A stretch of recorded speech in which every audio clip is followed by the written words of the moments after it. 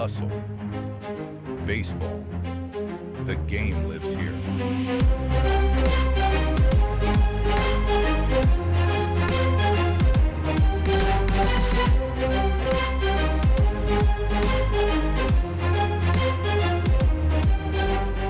This is Pioneer League.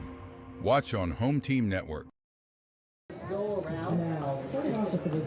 Good evening, ladies and gentlemen, and welcome in to Dealer Park in Billings, Montana for Pioneer League Baseball. My name is Scott Gladstone. So excited to have you along for the ride as today your Glacier Range Riders take on the Billings Mustangs in Game 3 of a 6-game set here in Billings, Montana.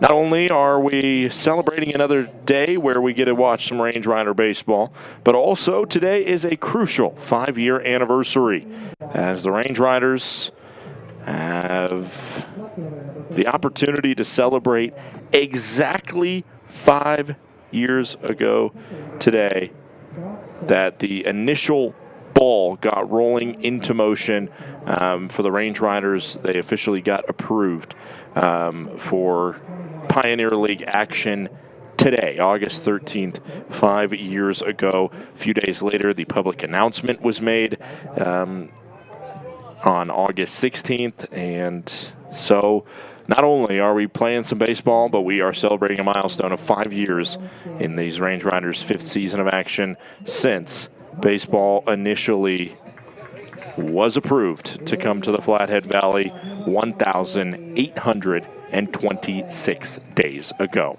We'll take a quick break, and when we come back, we'll read out the starting lineups and get you set for baseball. Don't touch that dial. Range Riders and the Billings Mustangs coming right up.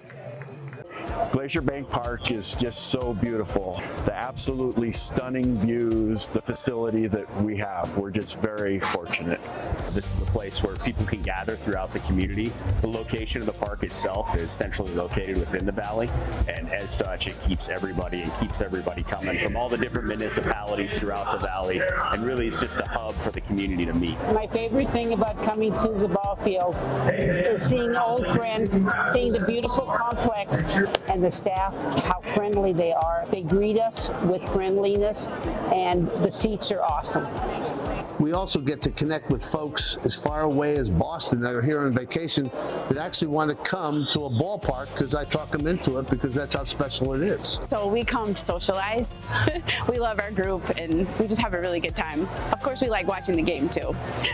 And we like to win.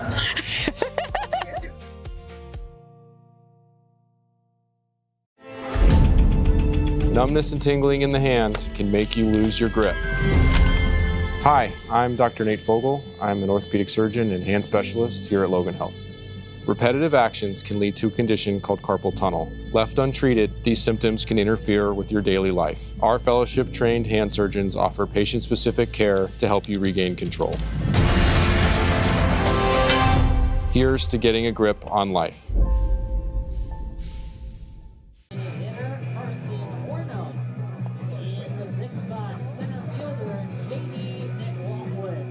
Welcome back in. Scott Gladstone with you. Let's go over the starting lineups for today's game. First, for your Glacier Range Riders. Obviously, injuries on a specific injury to Steele proving big today as you see Carson Garner getting the start at shortstop there. It's Murray to give the day off for Ashworth in the outfield as he leads off for the first time as a Range Rider this season. Logan Beard bats second. Then it's Fradenberg. Middle three is Garner, Hornung, and McLaughlin. Bottom three is Millen, Tibbetts at catcher, and Tommy Rover at the number 9 hole playing third base. Devin Doyle gets the start on the bump for the Glacier Range Riders. Let's go to the other side and see the starting lineup for the Billings Mustangs. Cam Bowen leading off per usual. A.J. Shaver batting second. Gutierrez third. Muniz, Johnson, and Lynch make up the middle three, while Mills, McHenry, and Bodie Wright round out the starting 9 for the Billings Mustangs. Starting pitcher is Jaden Harris, who's been absolutely phenomenal this year, as you see him on your screen right now, finishing his warm-ups. We'll take a quick break. When we come back, it'll be the Range Riders and the Mustangs just about set for baseball from the Magic City. We'll be right back.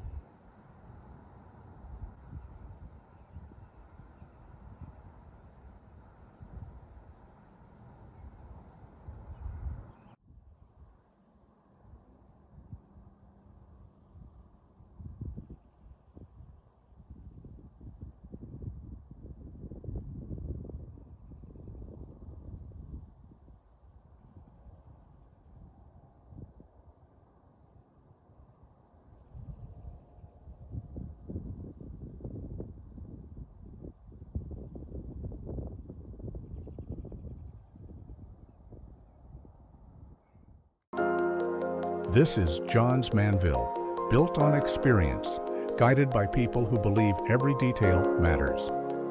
We manufacture commercial roofing systems with purpose, combining performance, protection, and long-term reliability.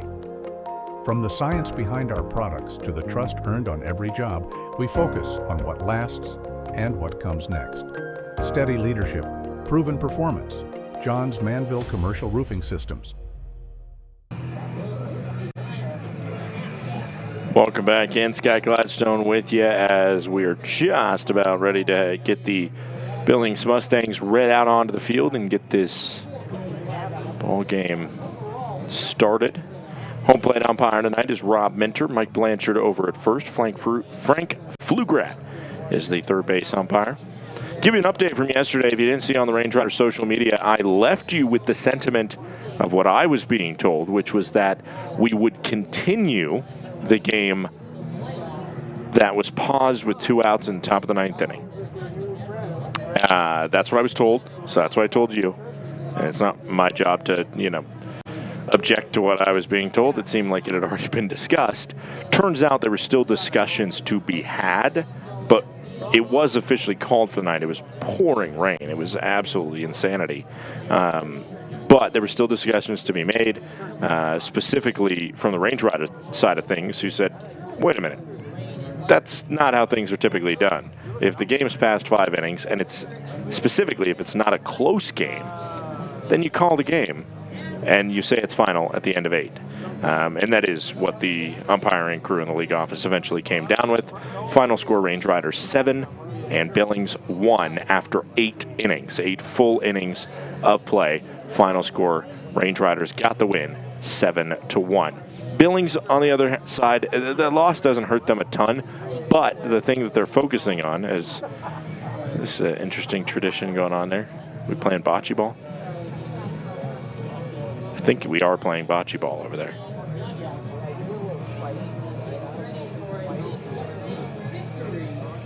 Must be. Everybody's trying to hit that ball in the middle. Well, all right. Your introduction to the Billings bullpen. Ooh, that one was close. But yeah, it's game over. Range Riders won. The Range Riders have not won a 9-inning game in a week. The last time they won a 9-inning game, it was the Glacier Range Riders with the blowout victory over the Long Beach Coast, 21-2. And technically, we didn't even have a bottom of the 9th that night, so we still didn't play a full 9, I guess. We technically only played 8.5. So we will see if we can get the full contest in. We are having a pause right now, or right as I say that, the lineup being brought out to the field.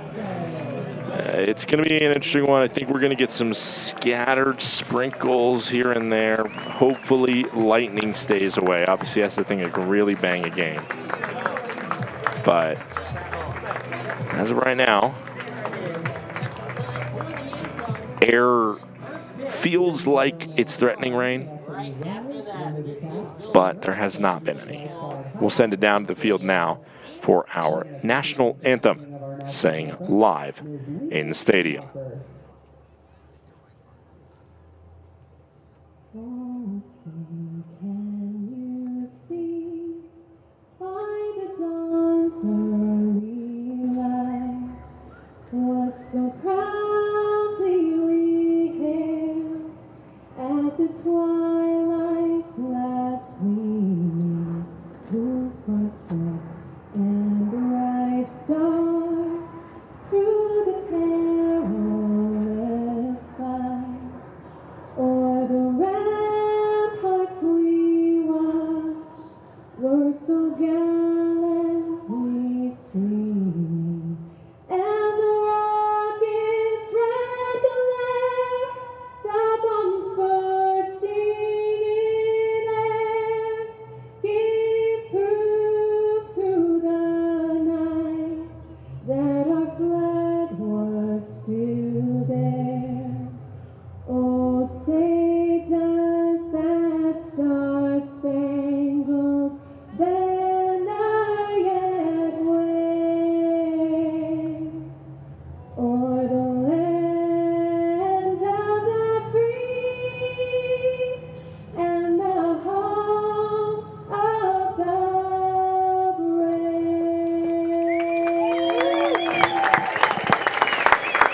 a wonderful national anthem sang live here in Billings, Montana.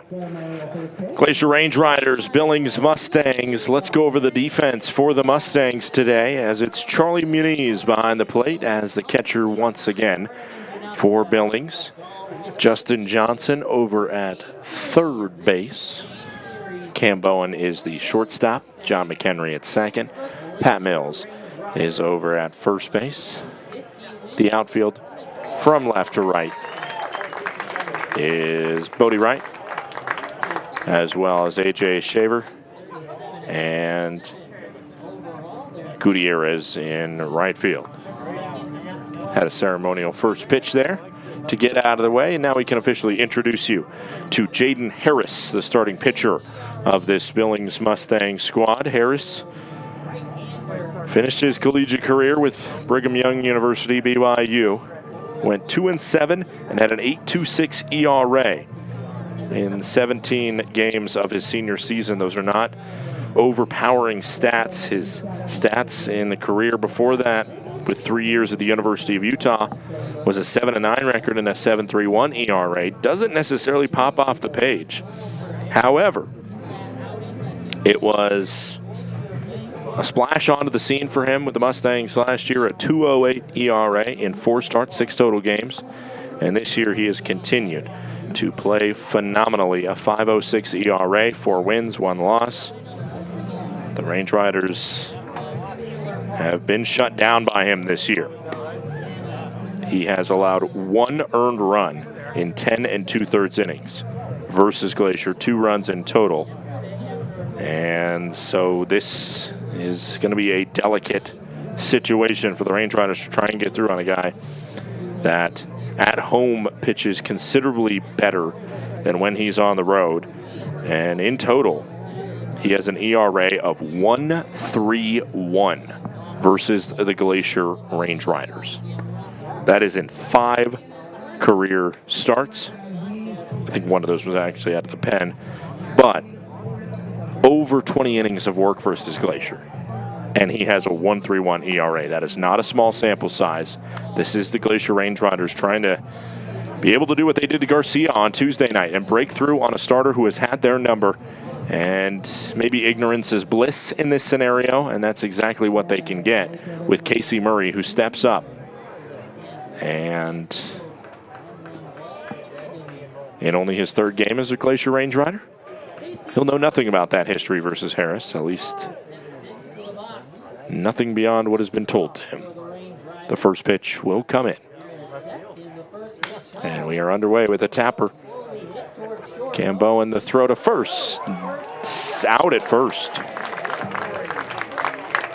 What an odd punch-out motion from our first base umpire. It's an out.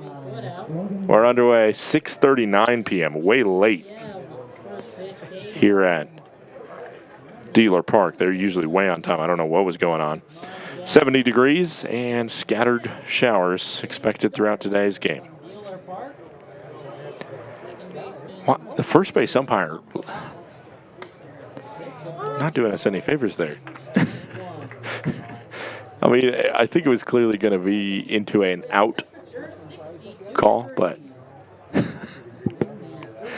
it's clunkier than it needed to be. You didn't need to, like, hold your fist for a second and then punch it. Called strike. Harris comes right after the strike zone this season. He has 33 walks in 48 innings and 47 strikeouts. Logan Beard up at the plate.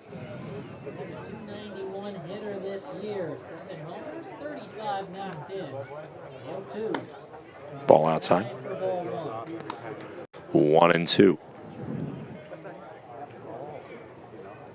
Beard was not in the starting lineup originally yesterday. Game in the second as a pinch runner after Jacob Steele. Down the right field line, it's foul.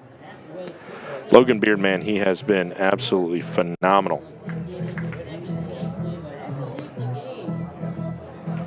This week. Batting average up near 300 now. 9 doubles, 7 home runs for Beard. Some crucial RBIs in moments, and another one, too. Offering from Jaden Harris. One out, top of the first inning, and the pitch. Upstairs. Ball runs up and in, 2-2. On base percentage for Logan Beard also has gotten a big push. He's at 400 in the on base percentage department. Great Falls last week. The 2-2, 1 out pitch in. Mustangs defeat. 2-2. Ball downstairs. This is a great at-bat from Beard. We've come to expect him. He sees the ball really well here. Maybe in Missoula, or in Billings, maybe that's it. 5 innings last week. Strikeouts, 4 walks. Payoff. 3-2 pitch in. Ball 4. Beard walks to first. Great AB from Logan Beard. Update on the scoreboard yesterday. Everybody else got final, as weather did not take effect on Billings. You see that one cross and low the zone. Idaho Falls beat Ogden. Great Falls shellacked Missoula 17-1 in Missoula. That's a fun score to read if you're a Range Rider fan. This one a chance for 2, turn for 1, and the throw to first is zipped in there on time. It's a 4-6-3 double play that ends the top of the first inning. It goes McHenry to Bowen to Mills to finish the frame. About as easy as you'd like it. We head to the bottom of the first. It is 0-0.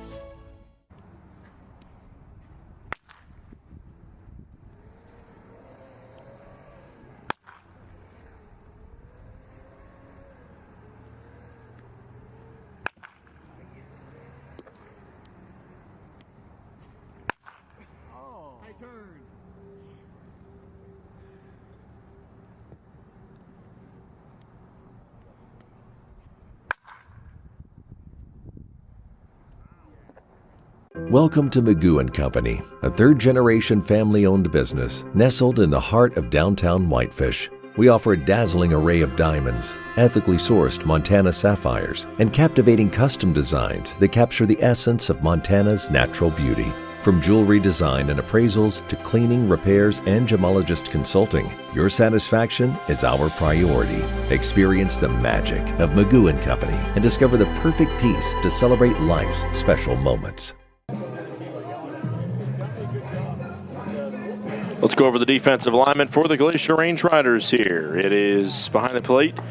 Brock Tibbetts doing the catching duties over at third base. Tommy Rover. Shortstop is Carson Garner. Logan Beard at second. And at first base, it is Brock Vradenberg, the outfield. From left to right is Jake Millen, J.D. McLaughlin, and Casey Murray.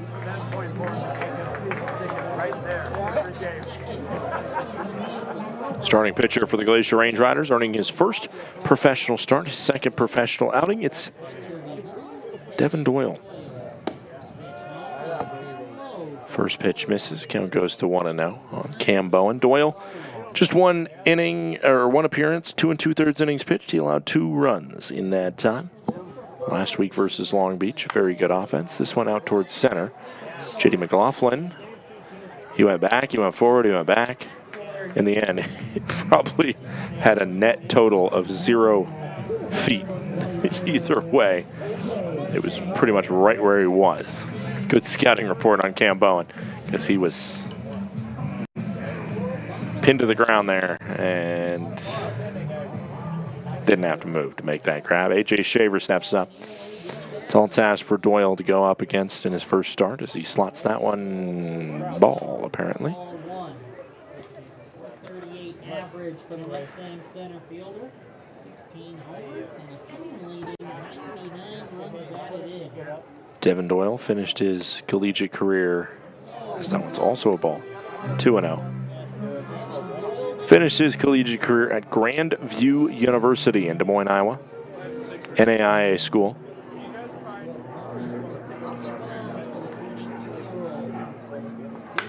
This one swung on out to left center. And that one is gone. A.J. Shaver is going to do what he's going to do. A long gone fly ball from Shaver.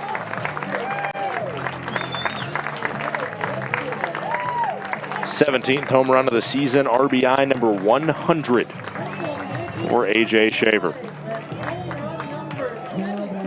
Fell behind 2-0 in the count, and once you do that to Shaver, you're asking for trouble. Had to cook it over the heart of the plate, and Shaver pummeled it. First pitch in now to Jacob Gutierrez is up near the face, and the count goes to 1-0. Doyle, this summer in the Northwoods League, showed up very well. A 2.85 ERA and a 2-1 record in 8 starts. And that was really the first time in a while that he's been used as a starter. But he showed up for Duluth, walking 13 in 41 innings, having 37 strikeouts, and showing that he could ball at a very high level in the Northwoods. The 1-1. Upstairs. Only allowed 1 home run the entire Northwoods League summer. And now, after getting through 1/3 of an inning, a home run has breached him here in his first pro start. The 2-1. Popped it up. Right center field.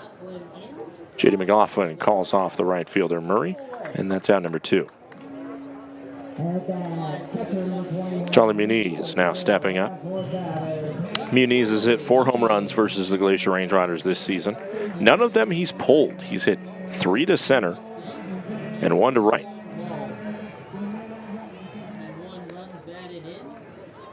Just the raw power that he can spread it all over the place. Top of the zone, a called strike. Count goes to 0-1.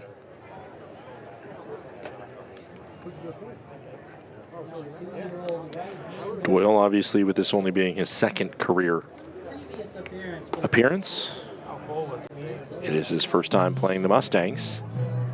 Swing and a miss makes it 0-2 on Muniz.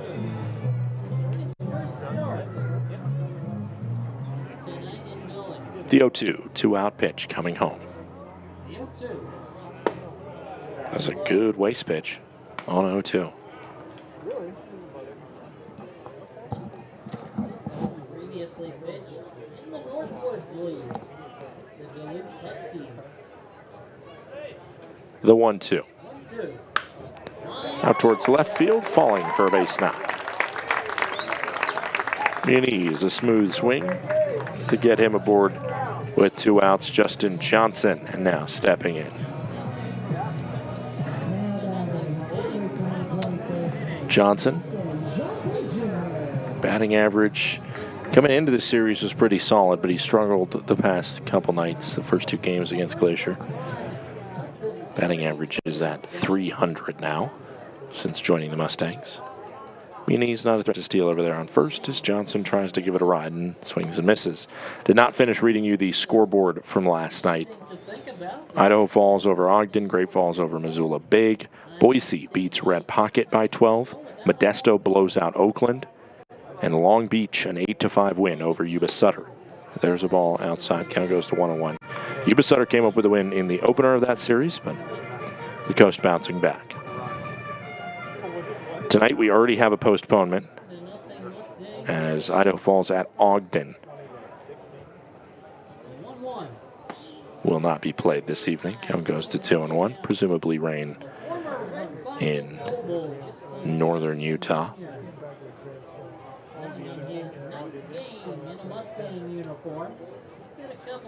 The 2-1.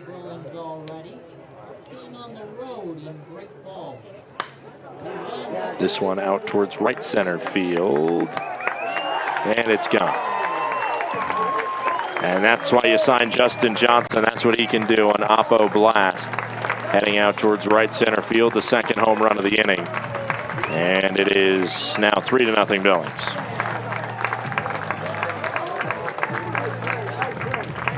Johnson needed that. Slow start to the week, and all of a sudden, a little bit more pep in his step, rounding the bases for Billings as there's a conversation. You can see it just blasted off the bat. And even in this fairly deep ballpark, no one finds a way to get out. Sean Lynch stepping up, the designated hitter. Sean Lynch is a fascinating fixture on this Billings squad. Batting .480 with 5 home runs, 21 RBIs, an on-base percentage at .600. But apparently deemed to not be somebody that should be in the lineup every night. Called strike. Count goes to 0-1.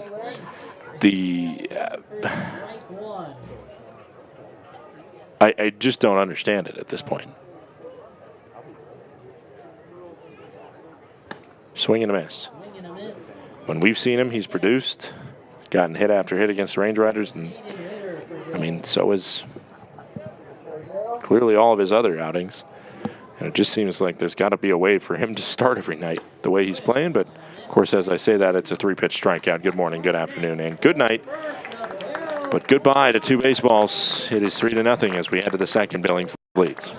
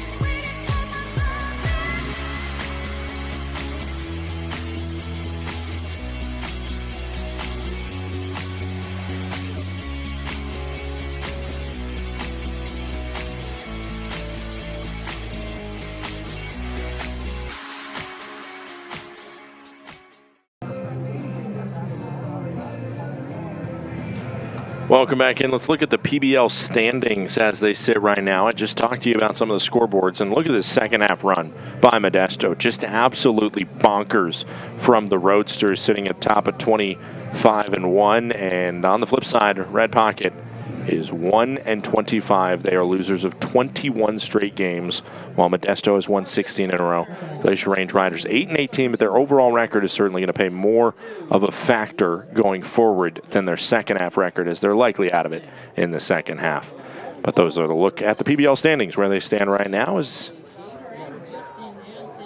we see Carson Garner step up to the plate. A big grand slam as part of the victory last night. That broke up a 6-game losing streak on the road for Glacier, the win over the Mustangs last night.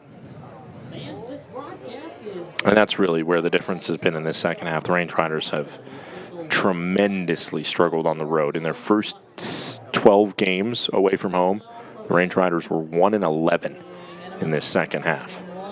You take those out of it, which, you know, wouldn't everybody love to take their road games out of it? But the Range Riders have been certainly serviceable at home.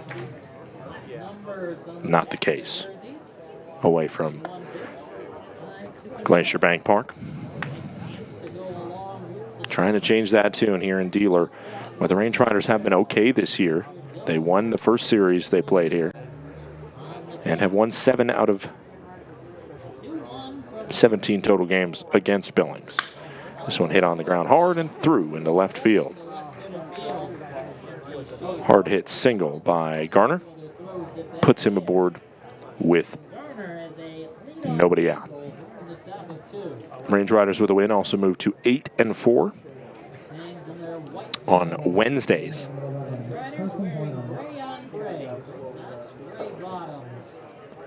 And it was their 40th all-time win on Hump Day. And the Range Riders score first this season. They are 20-15.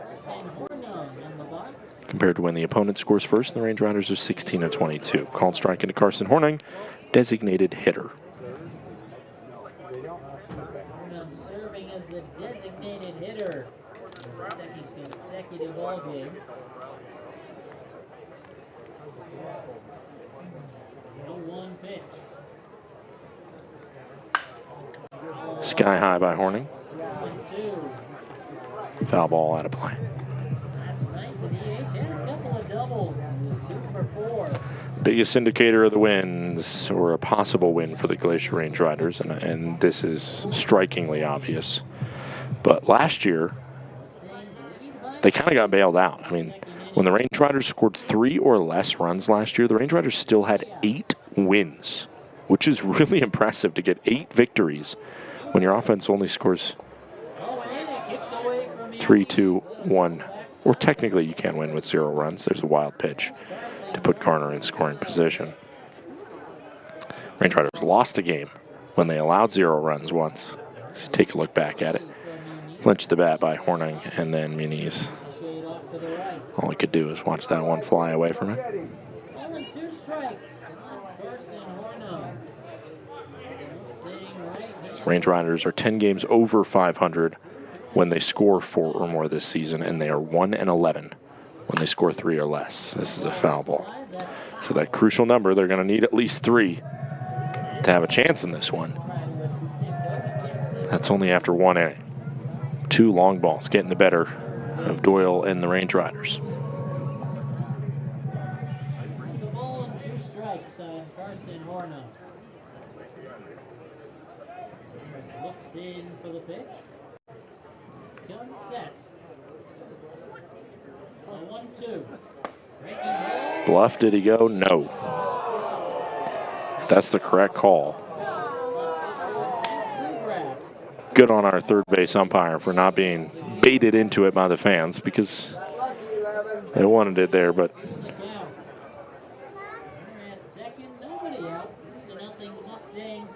it didn't look close to being called a full swing. The 2-2 pitch coming in to Carson Hornung.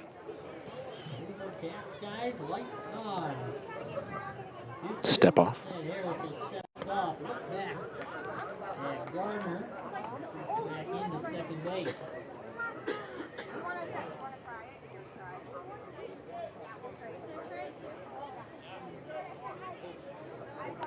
Now the 2-2 pitch. This one down the left field line. Foul. Hornung was pretty confident that one was going foul, because he was not cruising out of the batter's box. So that's kind of how I felt my indication was. 4 Mustangs bend down the left field line. 2, the count holds on Carson Hornung. 10 hitting DH.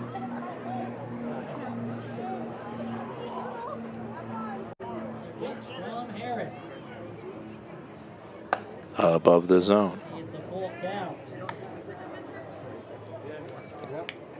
And this year, hitting a touch below 300. 299 his average. Couple of home runs, 34 knocked in as he calls time at the dish. Steps out. He adjusts and retightens. 3 balls, 2 strikes, nobody out. Runner on second for Carson Hornung. We're at second, the payoff pitch from Jaden Harris. Tapped over towards first, and it's grabbed, and the bag is tapped for out number 1. Mills over at first base plays that cleanly. Garner advances to third. Another quirk of last night, even though we didn't get through all 9 innings, the Range Riders won by over 5 runs.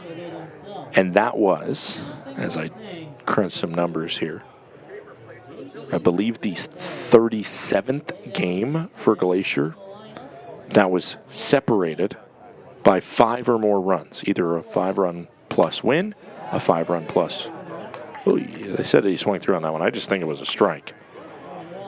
Count goes to 0-1. There's a runner on third, less than 2 outs. Got to get this run home.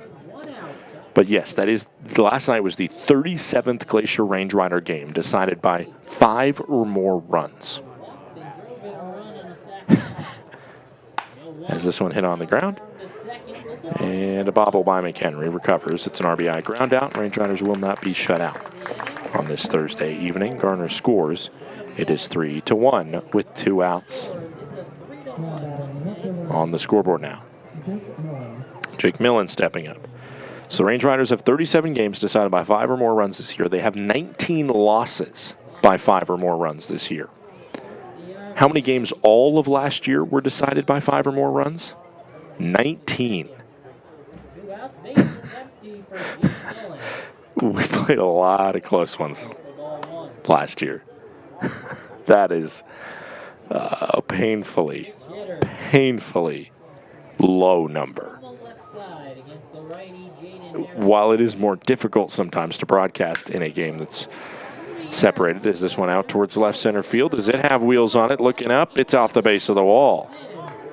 Millen has himself a double on a well-struck ball to the gap in left center field. Brock Tibbetts now steps up with an RBI opportunity. Tibbetts 0 for 7 right now. And it's getting to the point where if he doesn't get a hit in his first couple at-bats here, he's really going to start thinking about it too much. And this is a guy who, playing with the Blue Jays in the Complex League this spring, I mean, was swinging the bat great. He was getting hits.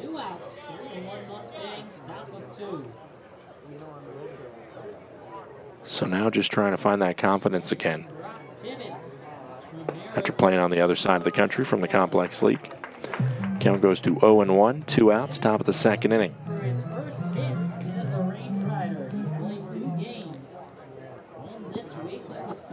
Tibbetts does have himself a walk this year. The 0-1 with the runner in scoring position. Swing and a miss. Count goes to 0-2.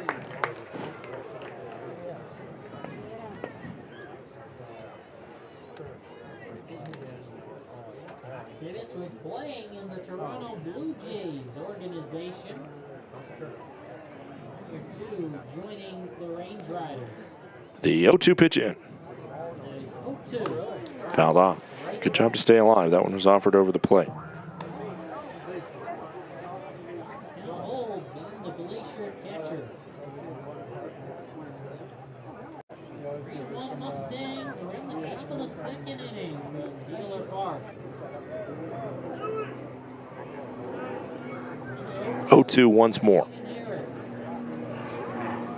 Swing and a miss. Tibbetts punched out on a nice pitch to finish him off. It's an RBI ground out, however, by J.D. McLaughlin.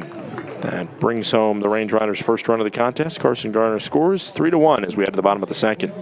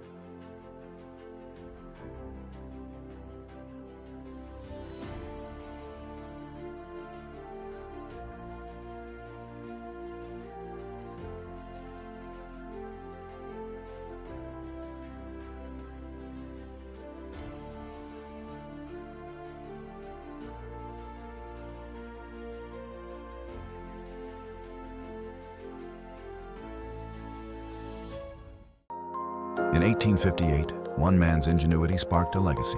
When Henry Ward Johns set out to rethink roofing, he built something that would last. That spirit carried forward in 1901, when Johns joined forces with Charles Manville, creating Johns Manville. For more than 160 years, through challenge and change, innovation and resilience have defined who we are. Today, backed by Berkshire Hathaway, Johns Manville is trusted in the commercial roofing industry, with systems built to perform.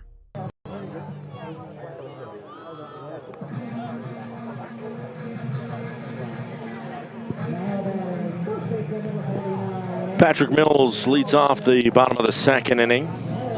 Billings leading 3-1 here.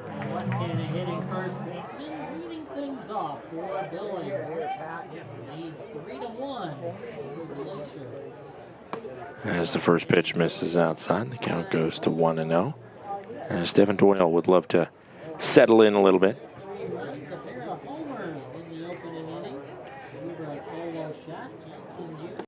Ball downstairs. 2 balls, no strikes.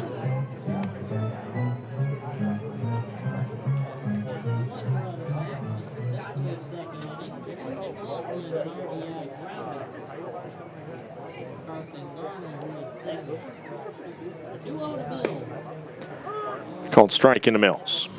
Mills on the season batting .297. He has 10 home runs, 5 RBI.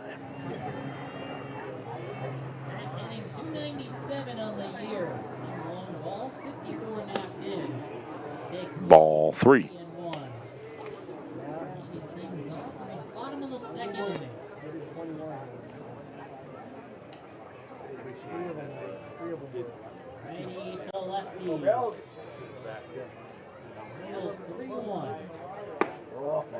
Called strike, it's full now.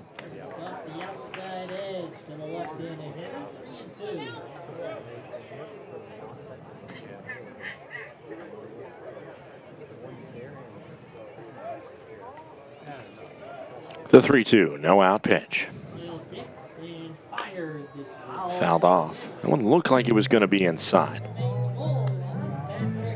Counts still full for Patrick Mills. Righty versus lefty matchup. Righty on the bump, lefty at the plate. Mills a returner for this Billings squad. 6'4", 205 pounds from Kokomo, Indiana. Swing and a miss. Doyle, second straight strikeout. And he sends down Mills. Mentioned Doyle, a previous part of the Duluth Huskies, which are in the Northwoods League. And for those who don't know, Northwoods League, to me, and I've said this 1,000 times, I'll say it 1,000 more, the Northwoods League is the most comparative league to playing in a setup like the Pioneer League or like a lot of affiliated baseball. Take out the complex, but Class A probably through Double A, it's pretty comparable. Once you get to Triple A, it's a little bit different because bigger parks, you're flying a lot more planes to series, everything like that. So it's not the exact same rigmarole, but it is a fairly similar setup to a lot of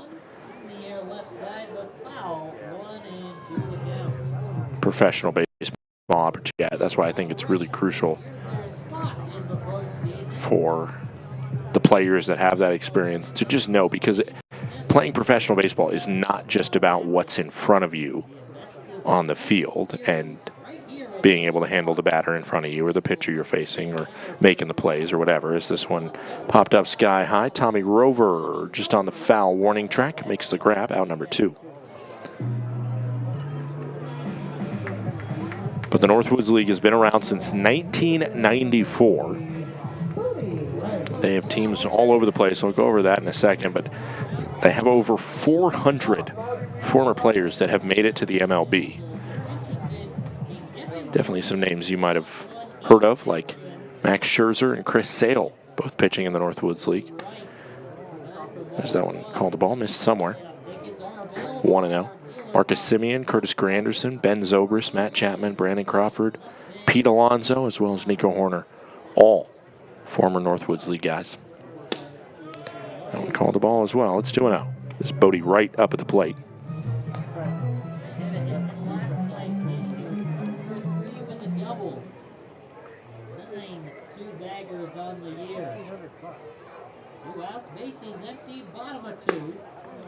Bluff of the bat. It was in the zone anyway. Count goes to 2-1.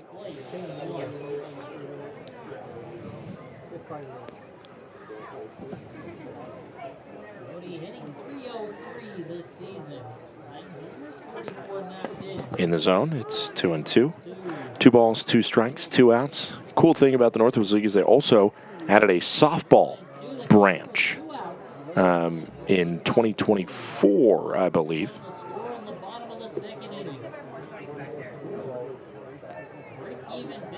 As there's a 2-2, 2-out pitch, bottom of the second. Upstairs, 3 balls and 2 strikes. Doyle trying to work a 1-2-3 frame. The softball teams they currently have, they have just 6 of them. The Grand Forks Spitfires, the Lacrosse Steam in Lacrosse, Wisconsin, Madison Nightmares, and that's Nightmares with a space in front of it, mares, like the horse, you know. The Mankato Habaneros, the Minot Honeybees, and the Wausau Ignite. That's the softball division. There's way too much to go over on the baseball side of things. A lot of teams in the Northwoods. Way more than even when I was there in 2018. Fouled off, stays alive. But some of the teams in the same division as the Duluth Huskies, where Doyle played, are the Eau Claire Express in Eau Claire, Wisconsin, Lacrosse Loggers, Minnesota Mud Puppies, which is a traveling team, kind of like the Red Pocket Bubbles. This one heading towards right field. Murray's under it the whole way. There's also the Thunder Bay Border Cats up in Ontario and the Waterloo Bucks in that division that would have matched up with Doyle. We'll take a quick break. When we come back, it's the top of the third, 3-1 Billings, as Doyle has a scoreless frame.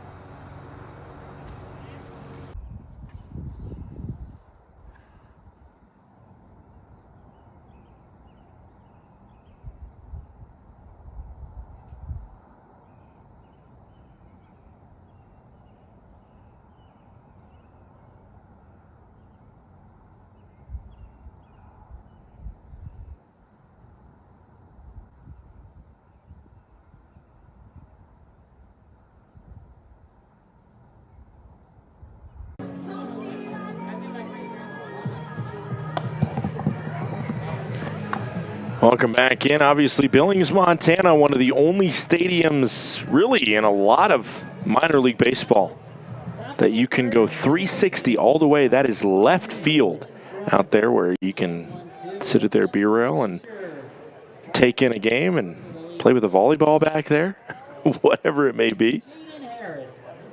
Tell you what, if I grew up in Billings, I would be out in that left field area because they have like a little lawn that's still enclosed. I mean, lawn, like some grass. I would be out there every single day with my glove and my best friend Sam, and in between every inning, we play catch back and forth with a baseball we brought, and then as soon as game's back in action, boom, we're sitting there waiting for a home run ball. Ball makes it 2-0. That's without a doubt my plan. And I'm seeing it right now. I'm seeing, I think they're playing with the volleyball back there. Called strike in the top part of the zone. I think that was the volleyball that I just saw bouncing back and forth. So practice your bump, set, spike. Just keep an eye out for a baseball flying that way as well. The 2-1 pitch in from Jaden Harris to Tommy Rover. Hit on the ground. And a backhand. Throw to first. Easy for McHenry.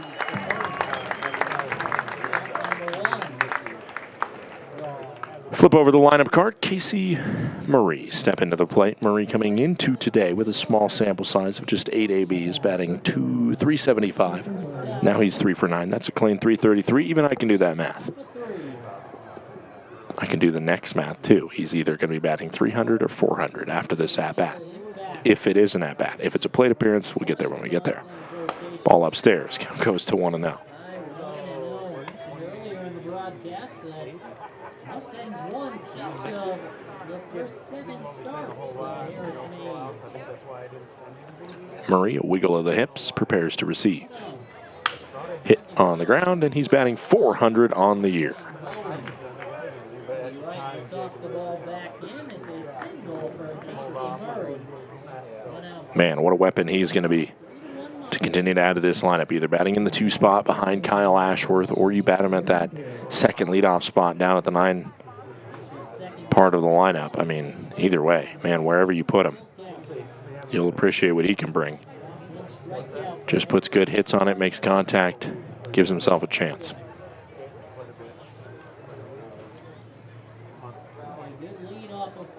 First pitch right down Main Street into Logan Beard, who worked a walk his first time up. Murray's playing in just his 3rd game. Pick off over to first, back in there safely. He got picked off yesterday, did Casey Murray. 1 out, 1 on. 1 strike on Logan Beard. Ready on righty. Ready on the pitch. Upstairs. 1-1. Really well, and then just 2 days ago, yeah. Success that Harris has brought to the Mustangs this year in particular. He was the man on the mound. And the Mustangs tossed their first shutout. 2024 runner take. Ball and the throw in. Whoa, that's into center field. Filling at second is Casey Murray. Give him a stolen base. All right, Charlie, we'll get him next time. First stolen base of the season for Murray. As he was off and running, take a look, good jump. Even if that throw is in there on time, it was going to be close. It's a very interesting strategy by Murray. We've seen an invisible tag be held down on a player. That's what Logan Beard likes to do in that situation. But that one, he got up and he just blocked third, which if Murray would have got up and ran through him, he probably would have got a call.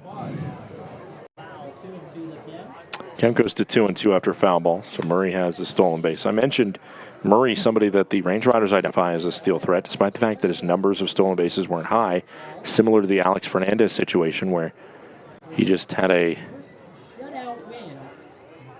team that didn't run a lot, but he's got that speed. And now he's got a hefty lead at second. Ball down low, 3-2.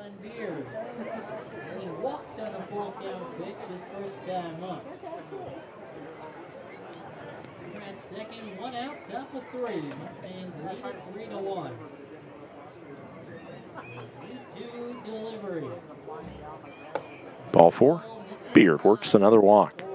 On base percentage now over 400 on the year for Logan Beard, man. Great series here. Brock Vradenberg grounded into a double play his last time up. He'll be looking to avenge that.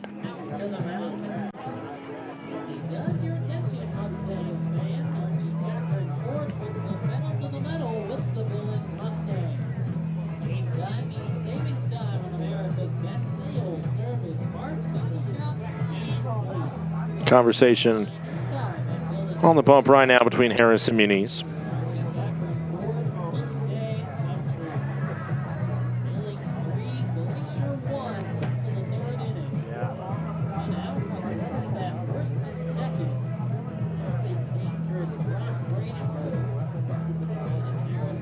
One out, top 3. Vradenberg stepping up.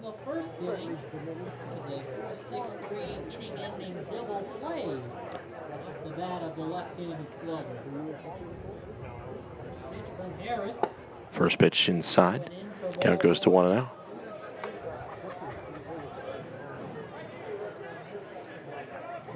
On the year in 319. 9 home runs, 34 knocked in. There's a strike. It's 1-1.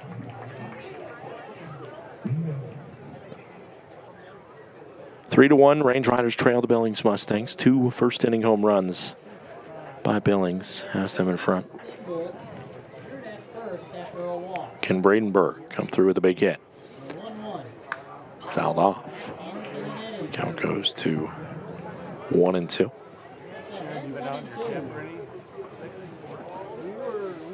Brock Bradenburg, of course,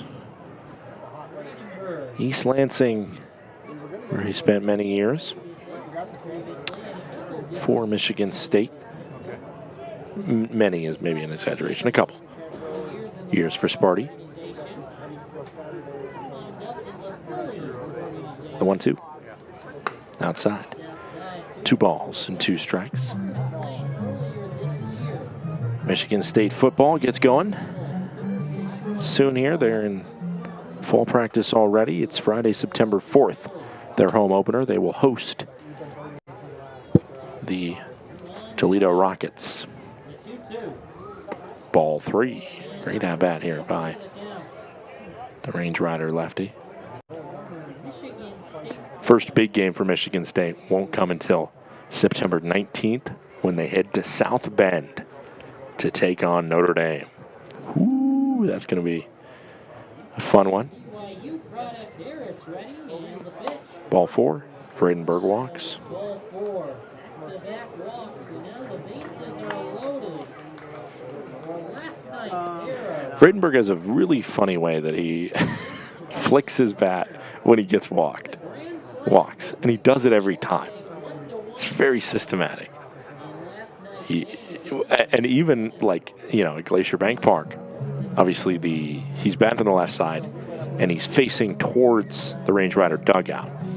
So in that one, he does it the same way but different. It's the same strategy where he just kind of flicks it, I don't know, like you're flicking like you're axe throwing or something like that. He flicks it so it goes and it kind of saucers or, helicopters almost that way, rather than just kind of flipping it underhand and trying to get the barrel of the bat, the top part of the bat, to kind of lead the way, which some people will do. They'll just kind of flip at that.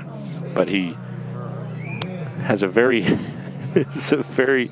technique-filled way of doing it, and it comes off as like, man, okay, fine. If you don't want to pitch to me, then you don't want to pitch to me. Like that's just how I read it. Where it's just like, okay, fine. So be it. I'll walk. Speaking of, it was an intentional walk that put Brock Bradenburg on first yesterday. Brought up this man, Carson Garner, who hit a grand slam down the left field line. The wind is not blowing as hard in, and now Garner has a big chance to break this game open. Called ball. 1-1 for Carson Garner. When he hit that home run, it was his 10th of the season. He became the second Range Rider to be able to cross the double-digit threshold, joining Jake Millen. The 1-1.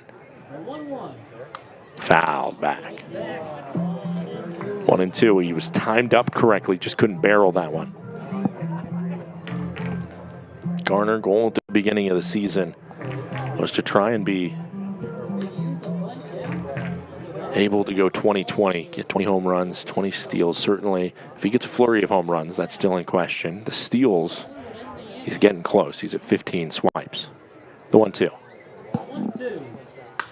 Swung on to center field. Coming in, this will be a close play at the plate if Murray goes. He gets the green light. Coming to the plate, and it gets by. Goes all the way to the backstop, and it will be an error on Shaver in center that will advance both Beard and Bradenburg up 90 feet. It's a sacrifice fly. Murray, his speed, a big part of the run, being able to score, gets himself aboard with a single. And you see this throw by Shaver, just pulled up the line. It really should have been cut off by Mills, who I'm assuming was the guy waiting in the middle of the diamond for it. Tough go of it. for Harris, who did what he needed to do there.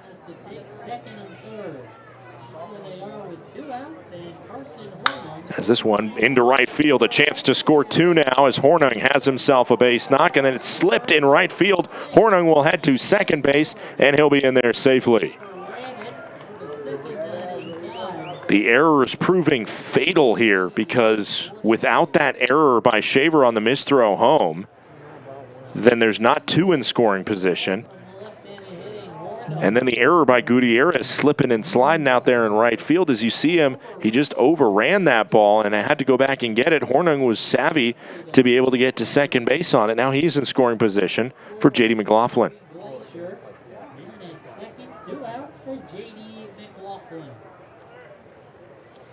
Nice hit there by Carson Garner.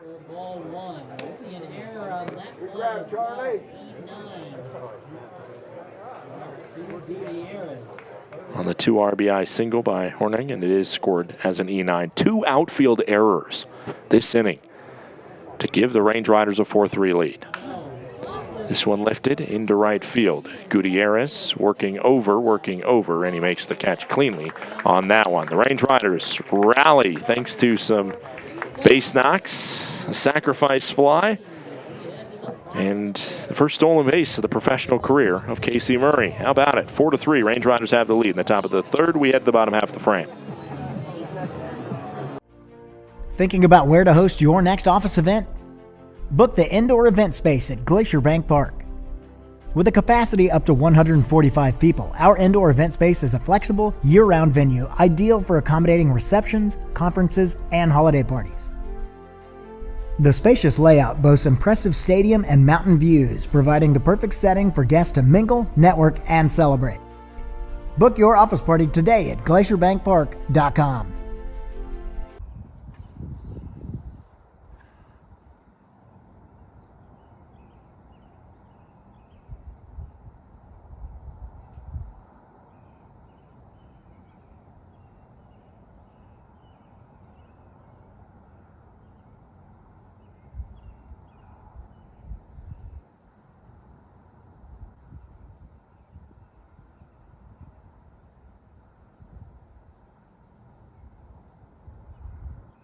Innovation has always been at the core of Johns Manville. From advanced testing labs to real-world job sites, we rethink what roofing can deliver. Through science, precision engineering, and decades of real-world experience, we engineer commercial roofing systems that deliver lasting performance. At Johns Manville, innovation means listening, learning, and building solutions that meet today's needs while preparing for what's next. This is progress with purpose. Welcome back. Let's go to the top of the order where we see Cam Bowen step up. A fly out to center for Bowen. Then you go through this dangerous part of the order. And honestly, I mean, Bowen's a part of the dangerous part of the order. Ball drops above the zone. Cam goes to 1-0. Doyle, a first inning that was very different from the second inning, where he sliced through the bottom part of the order pretty cleanly. First inning saw a solo home run by A.J. Shaver and a 2-run blast by Justin Johnson. Cam Bowen, man at the plate right now.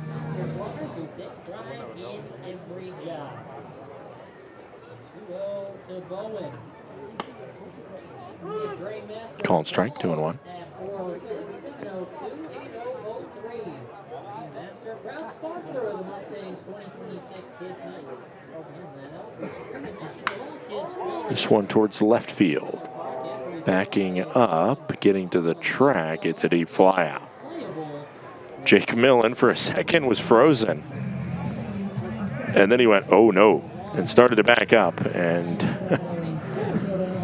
eventually found it in the ballpark, thank goodness. Former Florida State Seminole steps up to the plate, A.J. Shaver. As has been my tradition when a guy went to a notable football school worth talking about. Is this one to shallow center field? Ooh. I don't know what exactly happened there. I think that was a misread a little bit by McLaughlin, although I don't know if he would have got there. That one buffed off the handles. Off the handle there for Shaver. It's better than the home run he hit the last time up, but it's still a base knock. Gutierrez sees a first pitch strike. Fly out to center field for Gutierrez.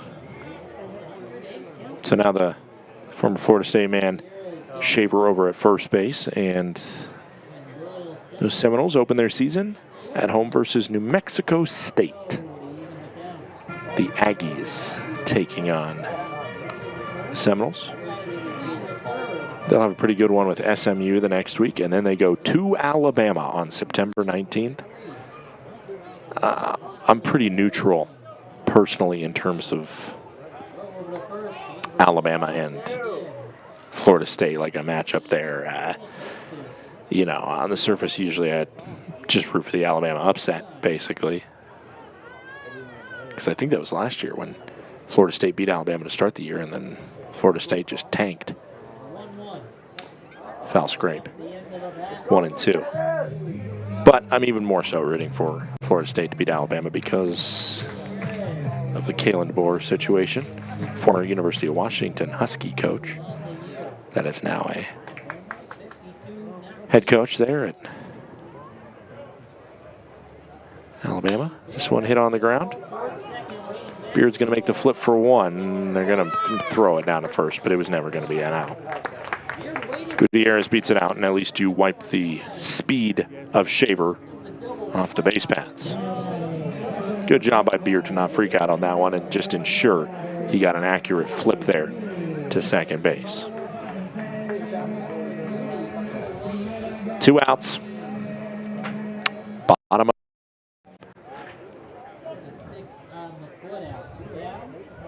Muniz up at the plate. He has a single into left field.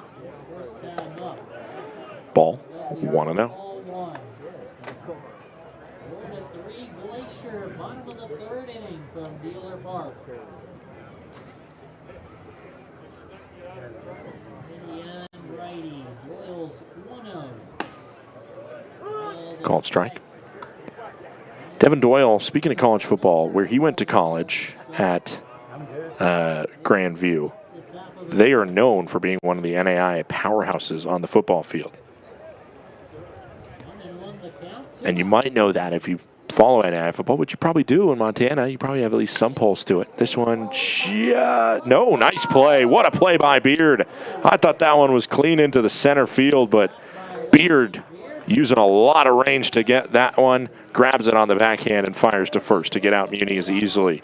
Take one more look at it. Beard read it quickly, scampered, and on the fringe of the grass, made the clean play to get out Muniz at first. We head to the fourth inning, 4-3, Glacier with the lead. The world opened up to me. See the mountains that I love. To be able to recognize the faces of my children was just a joyous and exciting thing.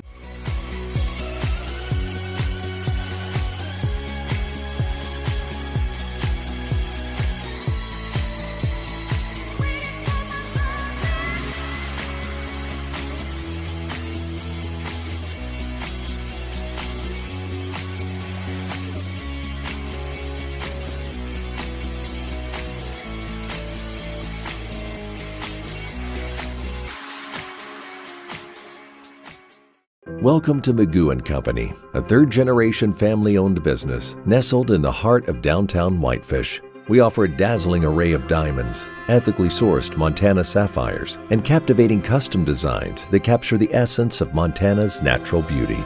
From jewelry design and appraisals to cleaning, repairs, and gemologist consulting, your satisfaction is our priority. Experience the magic of Magoo & Company and discover the perfect piece to celebrate life's special moments. When injuries occur, it can feel like your goals are out of reach. I'm Dr. Karen Purser, an orthopedic surgeon and sports medicine specialist at Logan Health. If you injure a joint, muscle, or bone, our orthopedics and sports medicine specialists are here to help. Our highly specialized surgeons, clinicians, and physical therapists offer innovative treatments and the latest minimally invasive procedures to help you recover and return to activity faster and stronger so that you can reach your goal.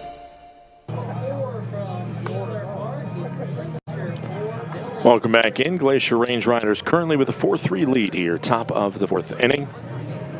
Over these very talented Billings Mustangs. It's Jake Millen to lead it off. 7, 8, and 9 due up in this inning. Jake Millen, a double off the left center field wall. The base of it, his last time up. Both sides have 4 hits. As that one called the ball. Counts 1-0. Range Riders have an RBI ground out and a sacrifice fly, as well as the 2 RBI single by Carson Hornick. This one has some legs out towards left, backing up, not going to get there. Crashing off the wall is right, and once again, it's a double for Jake Millen. That one sounded loud off the bat like a gunshot for the former Florida Atlantic Owl. Who? The Owl. I don't know if that was the time for an owl pun, but had to be done. The double into left center field. Up comes Brock Tibbetts. This is a situation for me right here. Why you maybe consider just having him drop down a bunt, see if he can do something like that to be able to rid the monkey off his back. First pitch was a ball.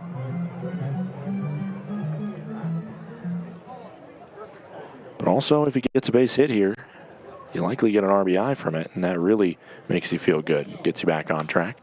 This one's sky high out of play. As the count goes to 1-1.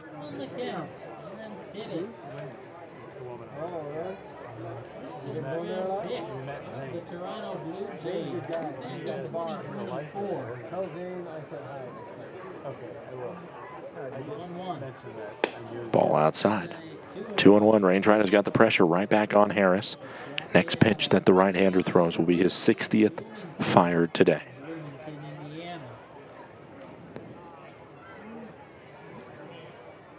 Affiliated ball. 24 until the beginning of this year. Swing and a miss. Count goes to 2-2. Tibbetts will take a time. So interesting for Tibbetts, who mostly has played in the complex league this year, to then try and wrap your mind around playing in front of fans again. You know, just it's a completely different kind of approach that a lot of people have to it. The 2-2. Scrapes a foul, good protect.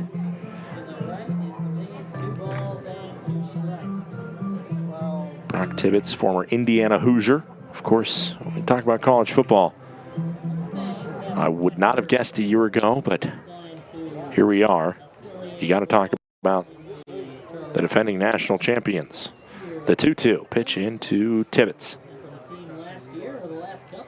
Swing and a miss. Tibbetts turned down on strikes. And there is one out. Up comes Tommy Rover, batting from the left side. Harris gets himself a huge strikeout.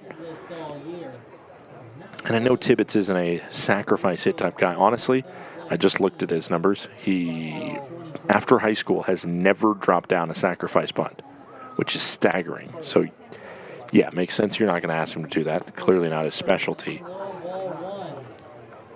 He's a guy that, you know, slugged .585 his sophomore year at Indiana. OPS was over 1,000 that year. And again, earlier this year in the complex league, he was batting .303 in 33 ABs. Had 3 home runs there and 11 RBIs. He also spent 30 games in Dunedin, playing with the Blue Jays affiliate there. Batted .220 in that time. The 2-0 pitch to Tommy Rover. Millen on second after the leadoff double. Ball 3. Tommy Rover 0 for 1, a ground out. That was snagged by McHenry. 3-0 pitch coming in. Needs to get me over.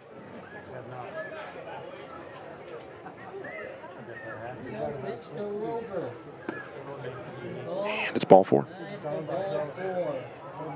Total, the Mustangs, since becoming a partner league team back in 2021, have had 15 players signed to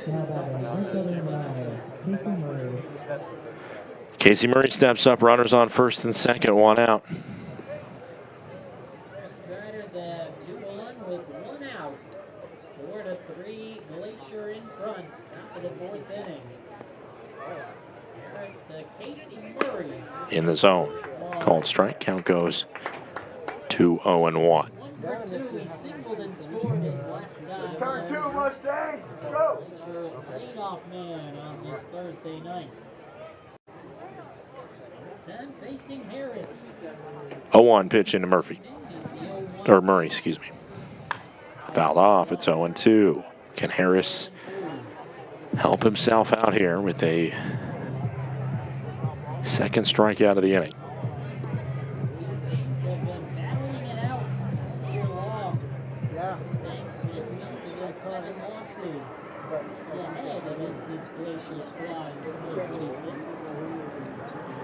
The 0-2 pitch in, fired it back. It's safe at second base. They might have had Millen for a second there, but there was just a tick too late on the throwback by Harris, which is better than him throwing it into center field, no doubt. Top of 4. 3 Range Riders. The 0-2. Skips in. 1 ball, 2 strikes. Muniz, a crucial block.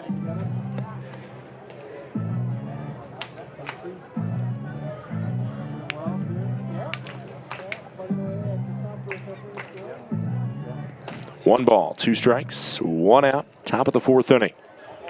Runners on first and second. Casey Murray 1 for 2 today.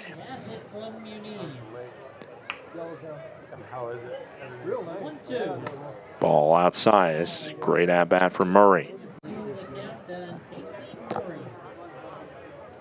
Takes some time away, fell down in the hole 0-2. If he can basically just be kind of an Ashworth adjacent player, man, what an asset that would be. A 2-2. Swing and a miss. In the end, the battle is won by Harris, and the ball is passed on now to Logan Beard. 0 for 0, 2 walks for Beard. Range Riders currently up 4-3, but with a leadoff double to Jake Millen, they do not want to strand him there. You got to be able to take advantage of a leadoff extra base hit. That should almost score you a run every single time. Skips in. That one ricocheted into the 5-hole of Logan Beard at the plate. 1 out, 2 outs. Top of the 4th inning. Mustangs put up 20+ runs twice against this Glacier pitching staff. Mustangs have also had their 2 lowest run outputs against 1-0 is upstairs. It's 2-0. as well. Last night being the lowest total they put up, just 1 run. So lost the game 5-2 back on May 24th. Just twice. 2-0. There's a strike, 2-2. 2-1, excuse me, 2-1, 2 outs. 2 on. 4-3 Range Riders lead. What can Logan Beard do with the baseball? He stands at the ready in the right-handed batter's box. The pitch in from Harris. Fouled off. 2-2 now, and the deuces truly are wild. 2-2, 2 outs, 2 on. Range Riders with a 4-3 lead. Mustangs mascot Homer is behind home plate right now, greeting the fans. Trying to get them into it. 2-2 pitch from Harris to Beard. 2-2 pitch home to Beard. Fouled it off. Staying alive. Beard has worked a full count into his first 2 times up.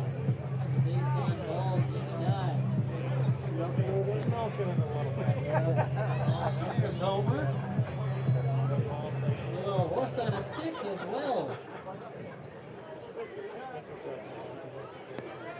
2-2. Once more into Logan Beard.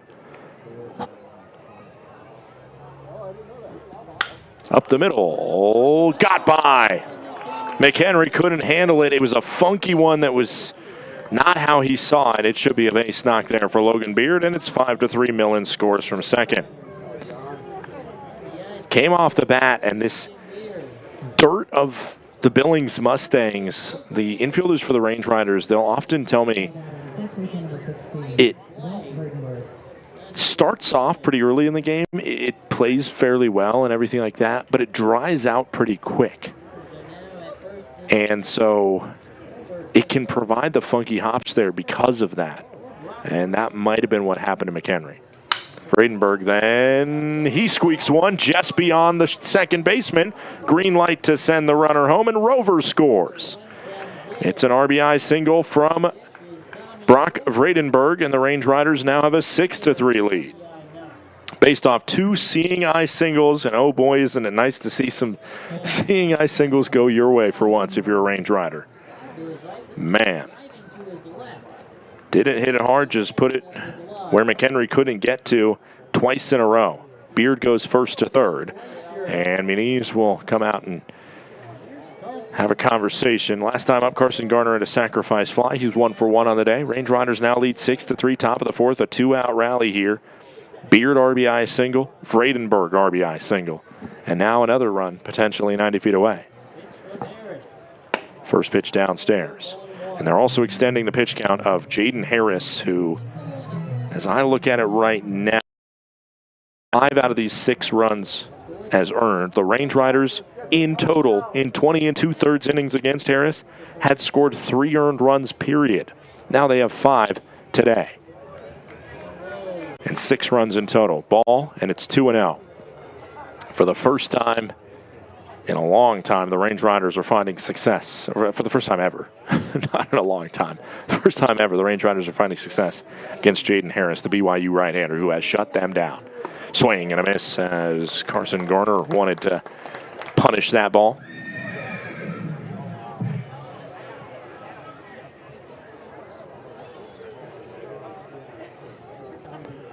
Two balls, 1 strike, 2 outs. Top of the fourth. Vredenberg on first, Beard on third. This one tapped. And the short flip from Bowen to McHenry is good for out number 3. Range Riders are able to tally 2 2-out RBIs. They've scored 6 unanswered. Some seeing eye singles prove dividends for Glacier. They lead by 3. We head to the bottom of the fourth. Need a space that offers both a place to dine and an area to mingle in style? Book the Hideaway and Corner Suite at Glacier Bank Park. You and up to 50 guests will enjoy full catering services in the Hideaway, and incredible mountain views and comfortable furnishings in the luxury Corner Suite.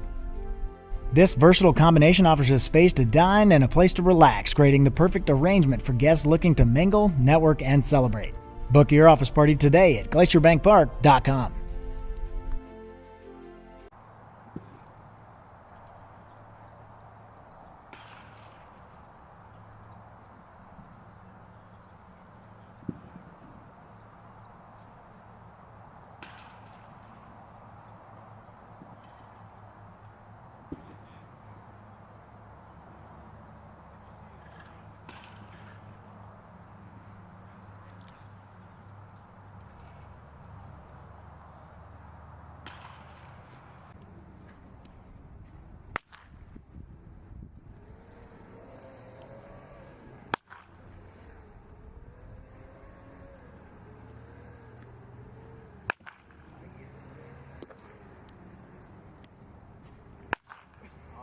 Turn.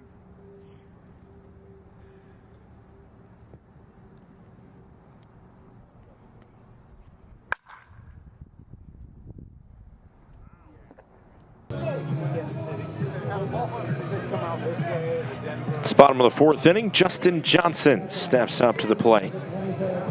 Johnson 1 for 1 with a home run to right field. 2-run blast. That gave a 3-0 lead to this Billings Mustang squad. Since then, it's been 6 unanswered by the Glacier Range Riders, and they have a 6-3 lead. Glacier does. Devin Doyle gets that first one fouled off. Count goes to 0-1. I was mentioning in the bottom of the third inning, Devin Doyle went to a school, Grandview, that has an NAIA powerhouse. And I know of the name because I grew up in Helena, which of course has Carroll College. And the teams that Carroll would play in the national championship when they were on their phenomenal run, I believe Grandview at one point was one of them. 1-1. Swing and a miss. Oh, yoy, that one dropped off a shelf, and Justin Johnson had no clue. Grandview last year. I bet you didn't know this, but maybe you did. They won the NAIA National Championship. If I would have asked you at the beginning of this broadcast who is the defending NAIA National Champion, you probably would not have got it. Unless it's the Doyle family, then maybe they would have known that. Fought foul. But anybody that was not tipped off by Devin Doyle, I'm sure they knew probably that Montana Tech was good, but they also probably knew that Montana Tech did not win it. I think we just got some raindrops, by the way. I'm looking up at the window, and I'm seeing a little bit of rain coming down. Swing and a miss. Johnson punched out. 1 out, bottom of the fourth. The path to the championship for Grandview was through the University of St. Francis in Indiana, Lindsey Wilson College in Kentucky, Benedictine in Kansas, and then they beat Kaiser, the alma mater of Mason Dennison, former Range Rider great, 22-16 in the national championship in Fort Worth, Texas, called strike. Count goes to 0-1 for the former Grandview Viking. They went 14-0 on the season, 7-0 in the conference. Swing and a miss. Count goes to 0-2. And this season, Grandview will start their season in Peru, Nebraska. That was a dramatic pause. They'll play Peru State College in Peru, Nebraska. Ball upstairs. I know nothing about Peru State College. That is a rare college that has completely avoided me. 1 ball, 2 strikes, 1 out. Pitch coming up. Swing and a miss. Another strikeout for Devin Doyle. Come on, Doyle. He's starting to gain some momentum, kind of like his alma mater's football team did last year. Just steamrolling through everybody. The year before, they also won the national championship. They also beat Kaiser 35-7 that time in the national championship. There's a called strike. So as of right now, I got 28 straight wins for Grandview. The last time they lost was to the College of Idaho on December 2nd of 2023. Oy. And maybe I shouldn't have mentioned a Grandview loss, because that was a well-struck ball by Pat Mills. It does end in the glove of J.D. McLaughlin for out number 3. We head to the 5th inning. Range Riders lead 6-3. How about it? Devin Doyle keeps on cruising, 60 pitches and just 3 runs allowed. We'll be right back.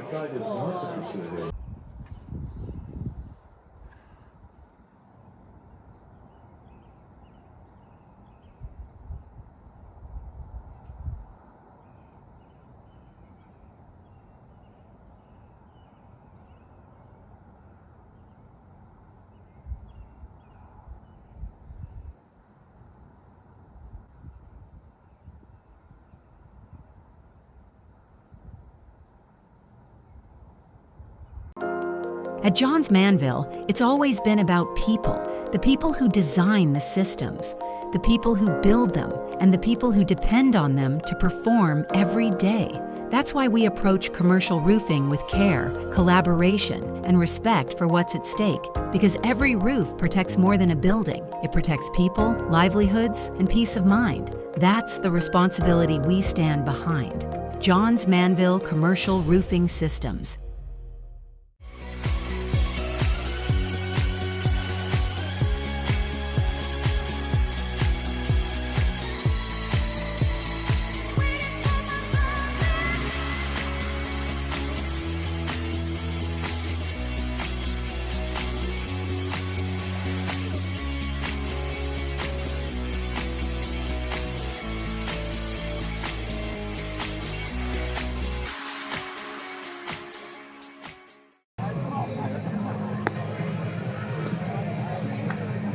Welcome back. It is Jaden Harris on 82 pitches, back out there for another inning of work.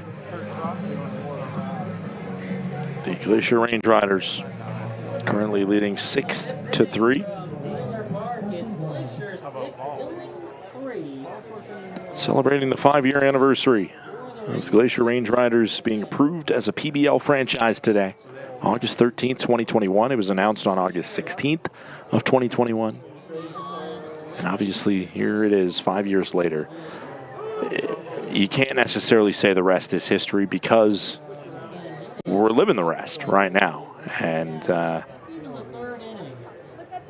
throughout the next few weeks, next month, keep tuned to the Range Rider social media to continue to see some of just the remembrance and acknowledgement of the things that have been built here, both literally in terms of the stadium, but also the traditions, the individuals, the long-standing effect that this franchise has created in 5 years, but also will continue to have over the next many, many years. The 1-2 pitch into Hornung. Missed outside. 2 RBI single for Carson Hornung his last time up. It is the 5th inning, which means, of course, it is time for trivia. So let's get to it.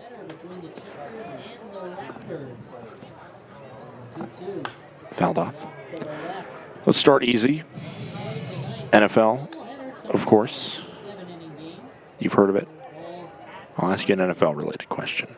What team was the first team to have a winless 16-game campaign in league history? There's a ball. It's 3-2. It was 2008 that they went winless. Who was that team? First winless NFL team. This was one of the first season. Oh, Hornung sends it sky high. That one's headed for the scoreboard. Goodbye, baseball. Look out. It bounces back onto the field after punishing the Dealer Park scoreboard. It is a solo shot for Carson Hornung, who unleashed fury on that baseball. For Hornung, it is his 3rd home run of the season. The Range Riders have been caged in 5 appearances by Jaden Harris against them, but the lock got broken somewhere early in this game. After he threw a scoreless top of the first, the Range Riders have now scored in 4 straight innings and have a lead, a touchdown to a field goal here. Warm-ups going on in the pen as Harris's day likely ticking closer to a close. J.D. McLaughlin 0 for 2, but does have an RBI ground out. First pitch, a called strike. 90 pitches now thrown by Harris. That team that went winless in the 2008 season, one of the first seasons I remember fairly solidly as a football fan. Because, you know, Madden 06 really taught me the game. Swing and miss, count goes to 0-2. So I was pretty locked in. Oh, wait, maybe not pretty, but I got there. It was the 2008 Detroit Lions that went winless.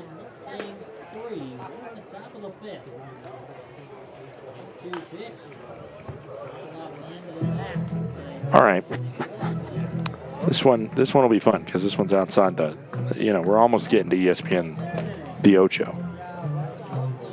For the next trivia question. 0-2, no pitch, top of the 5th inning.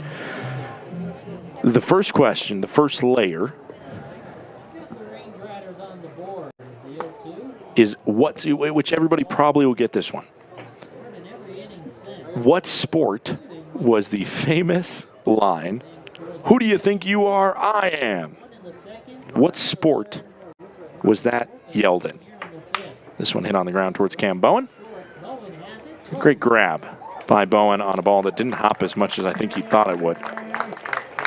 Grabbed it down near the ankles and then fired to first for out number 1.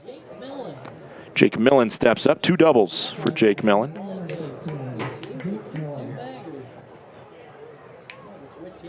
Craig Maddox allowing Harris to see one more batter at least. The sport where the famous "Who do you think you are? I am" was yelled was bowling. It was at the 5th straight U.S. Open win by which player? That's the tough one, if you can name the man. He's kind of a villain of bowling. Not a villain, but a polarizing figure in the sport of bowling. I think there was an ESPN documentary. It was a 30 for 30 or just a long segment that I watched on him, but I don't know if you're pulling that out. The 2-0, 1 out pitch. Call the ball. It's 3-0.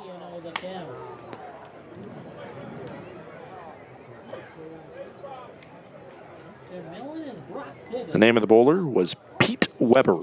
Pete Weber. Called strike 3-1 on a gimme-over pitch.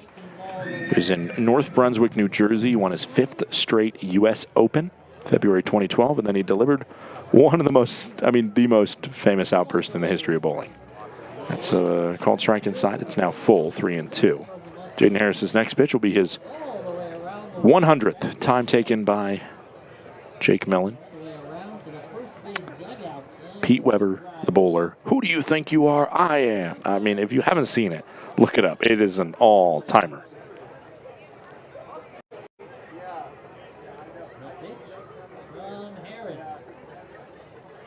Swing and a miss. A strikeout there by Harris for allowing the solo home run to the Range Rider. The leadoff batter in Hornung this inning. Good bounce back to be able to get a ground out to McLaughlin and a strikeout now. And Brock Tibbetts looking for that first hit as a Range Rider.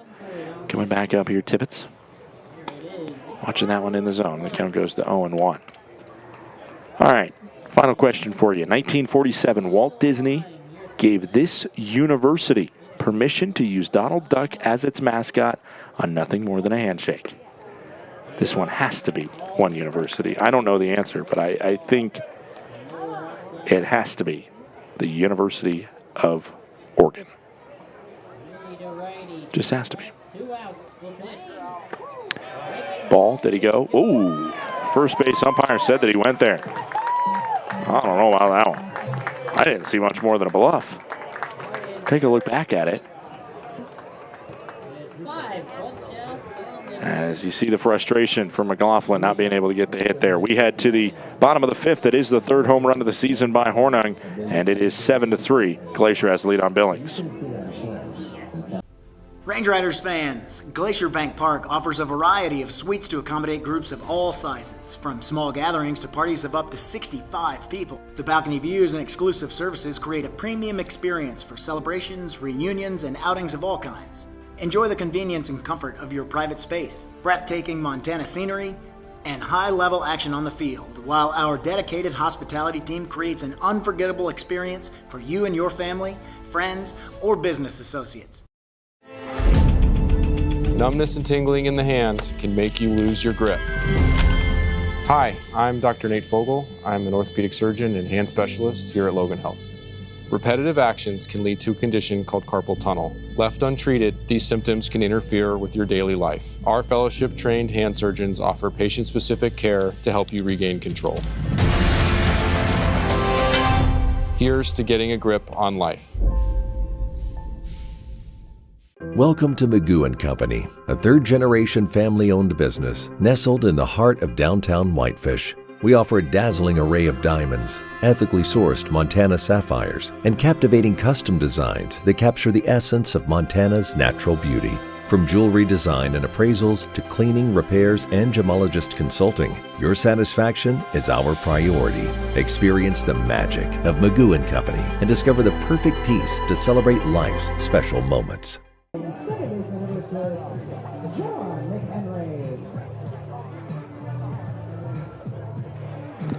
Welcome back in.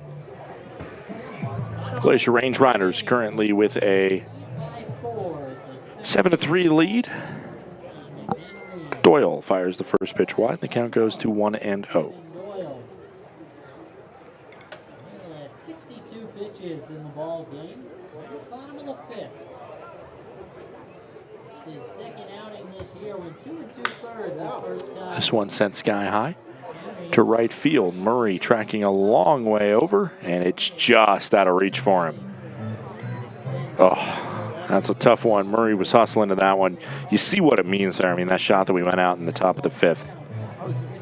It's just a ground out for JD, and the Range Riders have the lead, but these guys care, and that's the one thing that Coach Todd Pratt, manager Todd Pratt, continues to press to me is this dugout is still in this. And even though the Range Riders are a little bit on the outside looking in playoff picture right now, they want to make a run at it. The 2-1. Hit hard over the third. What a play. Brock Vredenberg shows you some leather on that one.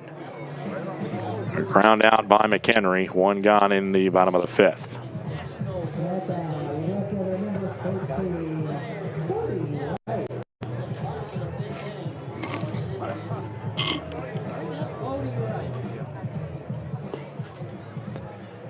Doyle out there on the bump.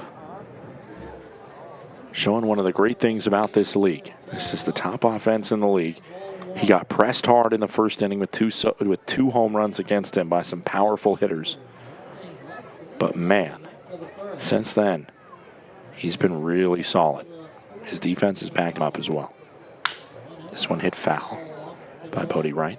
Wright, flat out to right field. His first time up.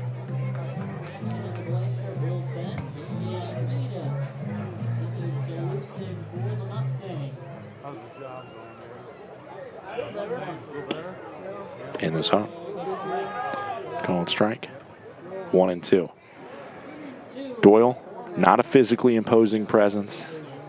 Obviously doesn't have the D1 name brand next to his name, but going out there and showing how fun this league is by how he's pitching against this #1 offense in the league. Elfring, a D3 guy who also played his college ball in the state of Iowa at Dubuque, showed it last night. And now the NAIA kid who played his college ball at Grandview in Des Moines, Iowa. Firing a 1-2 pitch home and call. It's strike 3. Another punch out for Doyle. That is his 5th of the day. The biggest number I love from Devin Doyle. 0 walks, 0 hit by pitches. He's got to go through Cam Bowen here, though, to go through 5 full and be possibly in line for a first professional victory. Swung on foul. That was good contact by Bowen.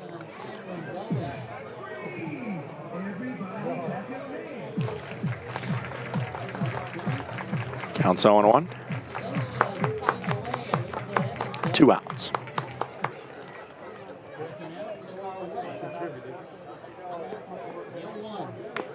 Breaker, make it 0-2.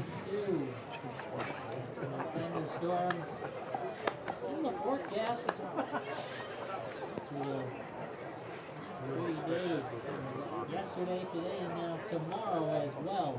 This is a span of potential thunderstorms in Billings. 0-2, 2-out pitch. Bowen 0 for 2 with 2 flyouts to the outfield. This one's chopped towards short.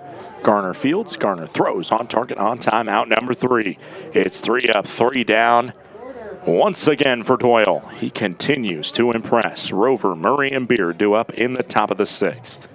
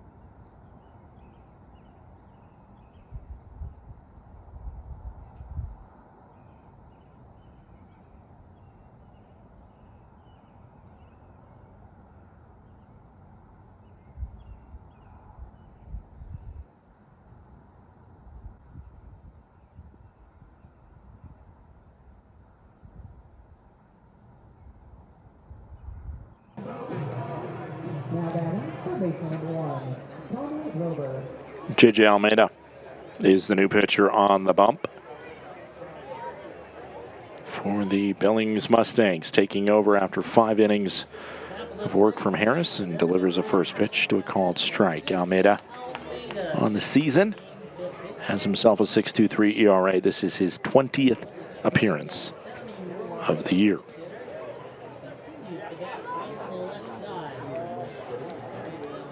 Swing and a miss.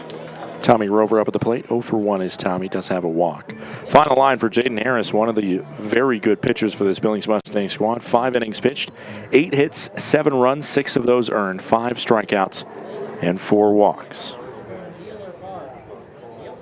Skips in, 1 and 2.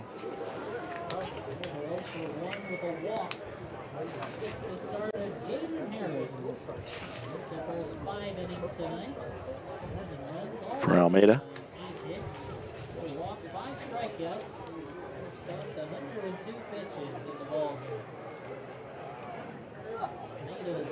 Pitched 1 inning, and there's a swing and a miss. Strikeout of Range Riders third baseman in Rover. Pitched 1 scoreless inning versus the Range Riders on Tuesday night. Had 2 strikeouts in that inning. He pitches a lot better at home, does Almeida.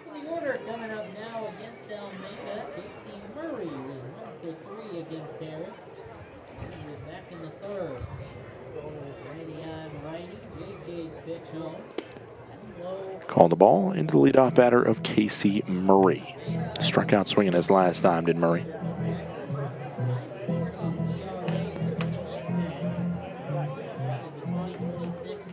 The 1-0, 1 out, top of the 6th. Ball up and in, 2-0. Almeida played for the Long Beach Coast earlier this year. Billings and Long Beach, the 2 teams with a playoff spot booked up. So possibly setting the stage for a revenge battle for Almeida if he gets to match up with his former squad. And it's ball 4. Casey Murray works his way to first. And now base runner for Glacier brings up Logan Beard. He walked twice. His RBI single his last time up. Second baseman number 29, Logan Beard. He was held off the board in the first, but scored in each of the next 4 innings. They're hoping to snap that trend here in the 6th. 7-3 Glacier, 1 out, 1 on. Ball up and in to Logan Beard, who's 1 for 1, an RBI single his last time up.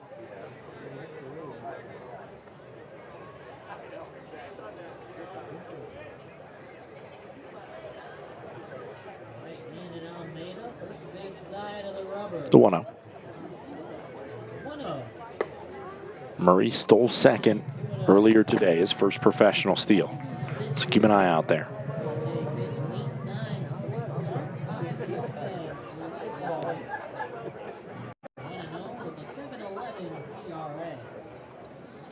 Exclusively out of the pen for Billings. Ball 3. He won't need to steal second if there's another ball thrown, and he just gets there for free.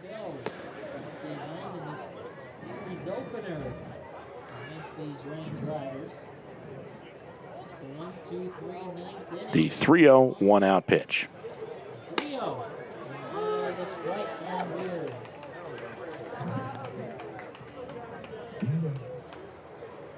Actually, the first man Almeida faced on Tuesday, he was caught looking.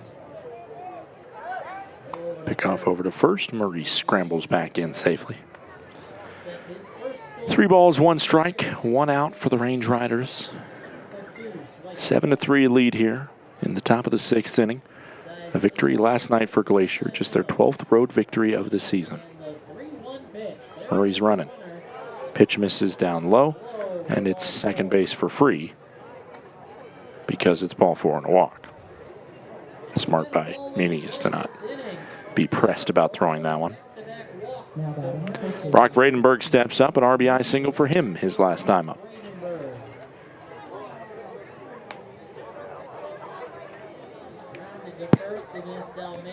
One out. Top of the 6th inning.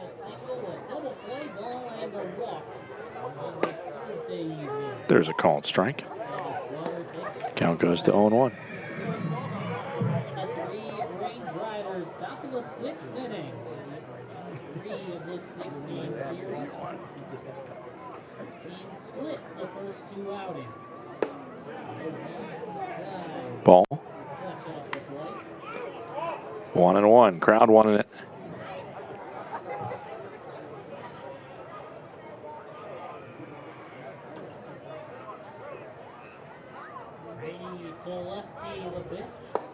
And there's a ball as well. It's 2-1. That one was pretty clearly a ball. Oh, boys, let's turn 2 here. Without a miscue this fall.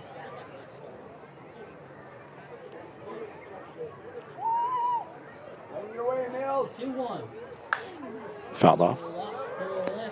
2-2.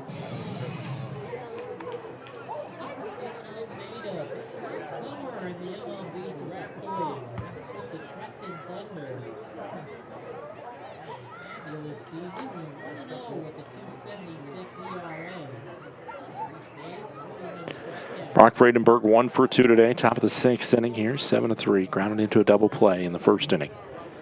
But just squeaked one beyond the glove of John McHenry his last time up. Skips in the dirt. Ricochets and goes between the legs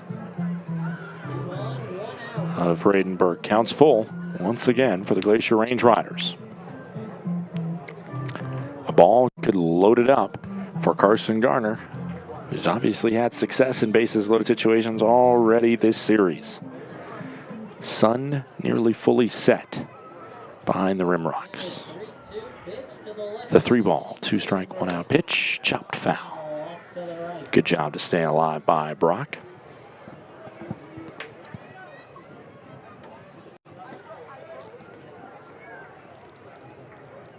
Three balls, 2 strikes, 1 out, top of the 6th inning. Murray on second base. Giving the day off to Kyle Ashworth, and Murray has been very solid. Playing out of the leadoff spot. The 3-2, 1 out pitch in. Ball 4, down low. And you see that toss the bat. He didn't give it enough twirl on it that we usually see. That was a fairly restrained flip at the bat. Right after I talk about it so much. Bases loaded for Carson Garner, 1 out last time up. And Carson Garner had the bases loaded. He had a sacrifice fly to center field that scored Murray from third base. But the time before that, when he had the bases loaded, that was yesterday. And he sent one down the left field line. It just stayed fair. And it wrapped around that foul pole. I didn't have a good look on it. I basically just looked at the umpire and said, all right, it's going to be their job to tell me what the heck happened. The reports from the dugout was that it landed foul. It landed about 30 feet foul. But it landed so far foul that the umpire had to see that it wrapped around that pole. And luckily they did, and they gave it to him. 1 out. Top of the 6th inning. Garner, can he step up and at least do a job and put another run in for the Glacier Range Riders, who have scored in 4 straight innings? It would be a 5th straight if he scores 1 run. First pitch in from Almeida. Ball 1. Garner also has a hit today. He singled up the middle. 1 ball, no strikes, 1 out.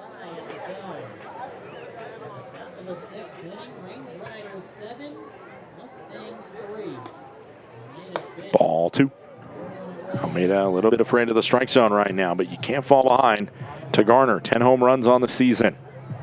Second on the Range Riders.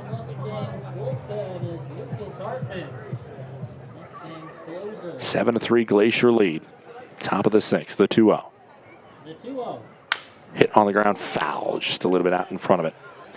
Count goes to 2-1.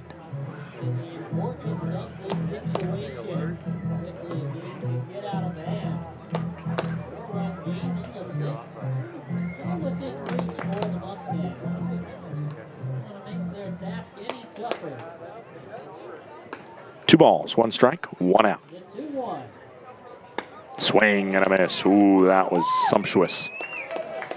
The 2-2 count.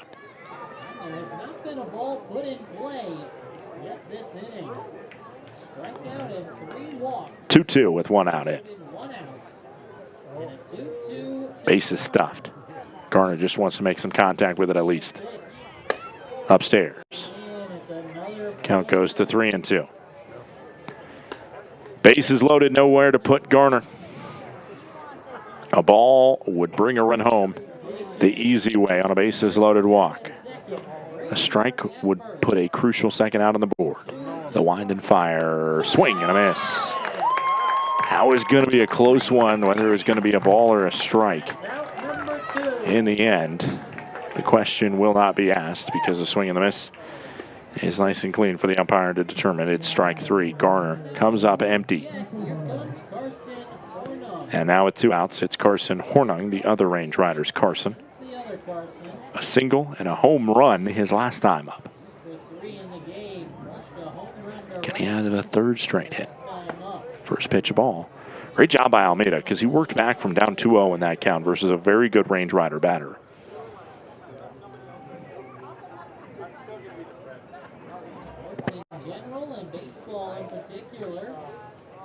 The 1-0. Ball, 2-0. Challenge. Let's see what it says. It will be overturned to a strike, and the crowd will definitely let the home plate umpire hear it because there's been close calls that have gone against the Billings staff. And when they finally challenge, if they get it right, it's not a good look. The 1-1 into Hornung. Fouled off. Count goes to 1-2.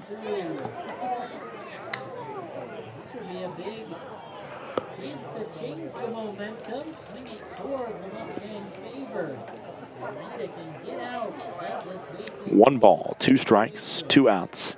Top of the 6th inning, bases loaded in a 7-3 Range Rider lead. The pitch in. Hit on the ground, up the middle. Will it get through? Yes, it will. One across. Green light to send Beard home, and he scores. Carson Hornung comes up clutch again. Just a seeing eye single right up the middle for the Glacier Range Riders. It is 9-3. Murray and Beard score.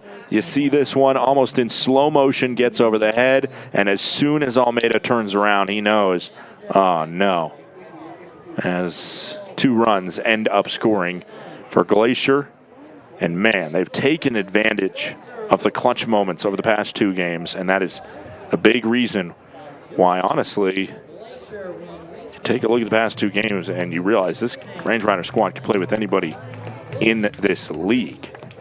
And that might be the frustrating thing right now about the situation the Range Riders are in, needing to go on a late run here to squeak themselves into the playoffs. New pitcher will step into the contest. This is Lucas Hartman, the son of assistant coach Joel Hartman.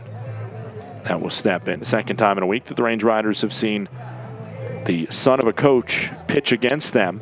Obviously, Cole Percival, son of Troy Percival, was the starter last Tuesday for Long Beach. So now Hartman, who's been really solid this year.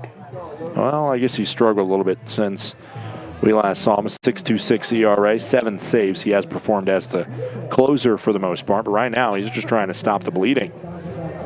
Range Riders have scored 9 unanswered, delivering a little reverse Uno card to the Billings Mustangs, who scored 18 unanswered on Tuesday night. Let's check in on the league scoreboard, see what's going on around PBL. How about it? Ogden, Idaho Falls already postponed. They're going to play a doubleheader on August 14th, 2 7-inning games tomorrow. Great Falls has a lead on Missoula. If you're a Range Rider fan, that's exactly what you want to see. The Boise Hawks lead the Red Pocket Mobiles 5-2. Range Riders' next opponent are the Boise Hawks. So you want them to get I mean, you don't want them to get too hot, but you also, it's the Red Pocket Mobiles. And this Red Pocket Mobile squad, not just because of what the record is saying, but they are worse than the Red Pocket Mobile squad that we saw because they've essentially had a fire sale. I'll talk about it maybe a little bit more when Justin Johnson comes up to the plate, but they have basically just put all their players that were worth something on the market. And they are really a shell of a squad right now. Modesto leads Oakland 2-0. That's a score you're rooting for probably if you're the Range Riders, because Modesto's basically already got a spot clinched, called strike for Hartman there. And Long Beach leads Yuba, which is another crucial one. You want Long Beach to keep on rolling. You don't want them to lose a game the rest of the year if you're the Glacier Range Riders. 0-1, 2-out pitch. Vradenberg on second, Hornung on first. Ball, 1-1.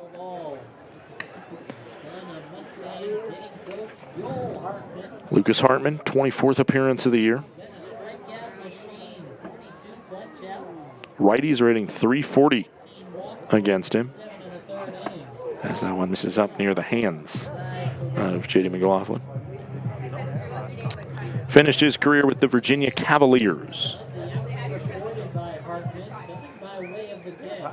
2 balls, 1 strike, 2 outs, top of the 6th inning. Also a ball that misses. 3-1.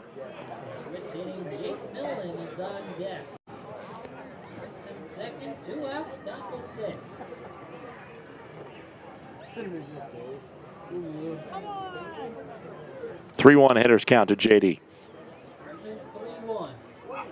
Swing and a miss. Count goes to 3-2. Full count now.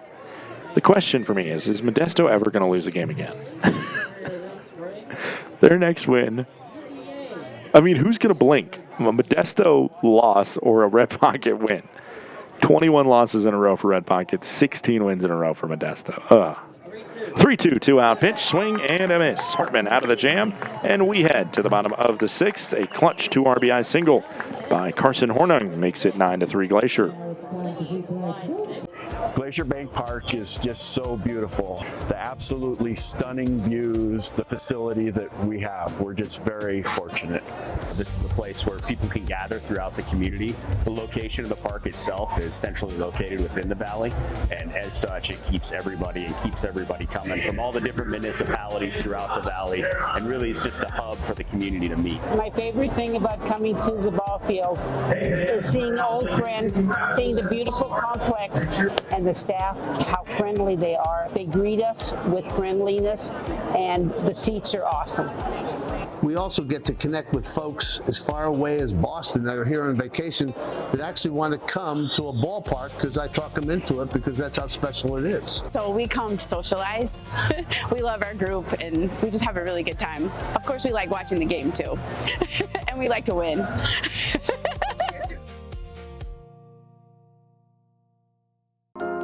At Johns Manville, what we build starts with who we are. We are people champions, listening first, putting customers and teams at the center of every decision. We're driven by passion, always going the extra mile, always pushing ideas further. We perform, setting higher standards, delivering stronger results, and creating lasting value. And we protect our people, our customers, and the world around us, today and for generations to come. Welcome back in here. Devin Doyle out for another inning of work. The former Grandview Viking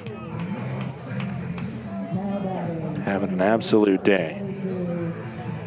And I'll tell you what, it did not feel like that was going to happen when we were in the bottom of the 1st inning and the second batter he faced, A.J. Shaver, slapped a solo home run off him. Now he faces him for the 3rd time. Can he win the battle for the first time tonight? Because Shaver's 2 for 2 on him. That's a looping, breaking ball into the zone. The count goes to 0-1. Did some more digging, and maybe I've talked about Grandview football enough today, but the last time they faced a Montana team, I figured that out. It was November 19th, 2022. That one hits Shaver. Lead off HBP. as Shaver goes to first. November 19th, 2022, in the first round of the NAIA playoffs, Carroll College traveled to Grandview and lost 17-14 to the Grandview Vikings on the football field. There's your fun fact. This one hit through on the right side. Shaver will hold at second base.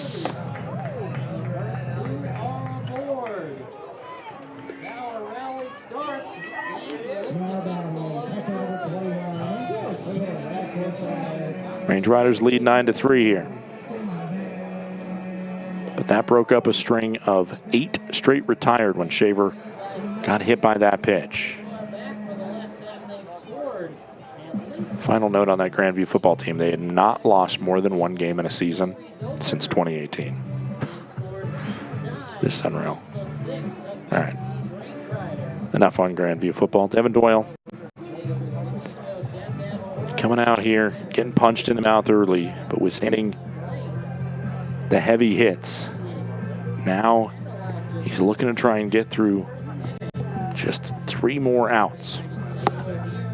With a 6-run lead, the Range Riders have a little bit of a cushion, but make no doubt about it, the Range Riders have lost big leads before. And I think if one more base runner reaches, it will likely be the end of Doyle's day. He is eligible for his first professional victory. The Range Riders will need to hold the lead the remainder of the contest for that to happen. That's a breaker into the zone, and the count goes to 0-1. This is a battle of 2 NAIA guys right here. Charlie Meany is an all-time great at the NAIA level, the most home runs in a career. This one heading out towards the left field, down for a base knock. And the stop sign is put up at third base. Justin Johnson steps in. And that's the day for Devin Doyle. Frustrating situation for Doyle. Because, man, if he would have been able to get through 6, go through the heart of the order one more time, it would have been an absolute sparkle onto the scene for Devin Doyle. Instead, he has to hand over the ball to Jacob Hasty, who will enter the contest in a relief pitcher's nightmare. Bases loaded and no outs. What you do in this situation is you have to compartmentalize that. I just need outs. It's a 9-3 game right now. I just need outs. If 1 or 2 runs scores, it's not the end of the world. Just get outs. It's not an easy thing to do. There's no doubt about it. That's why Jacob Hasty's out there, not me. Another check-in on the league scoreboard to see how everybody's doing around the PBL. Great Falls holds a thin lead, 3-2 on Missoula. You are actively rooting for the Voyagers if you're a Range Rider fan. Boise leads Red Pocket 6-2. You're rooting for Red Pocket, but at this point, you don't have much faith in them. Long Beach leads Yuba 3-0. You are actively rooting for Long Beach, and you are likely rooting for Modesto to beat Oakland, and that is the case right now, 4-0. The Roadsters lead the Ballers.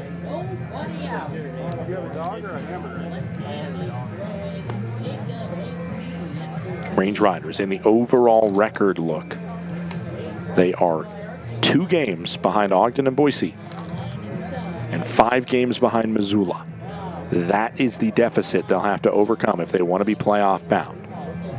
5 games, while also being able to very much overcome Boise and Ogden because they have 6 games against both of those squads.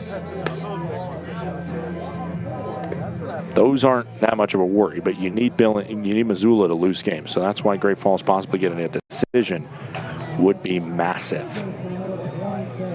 And you want Long Beach to have that record in the second half than Missoula as well. Right now, Missoula has a 1-game lead on Long Beach in the second half. But they would be all square if the results hold tonight. First pitch in is a big swing and a miss. Bases are loaded right now for Justin Johnson, who has a home run tonight. In the first inning, he blasted a 2-run shot. The 0-1 in from Hasty outside. Like I mentioned, it's been a fire sale from the Red Pocket Mobiles.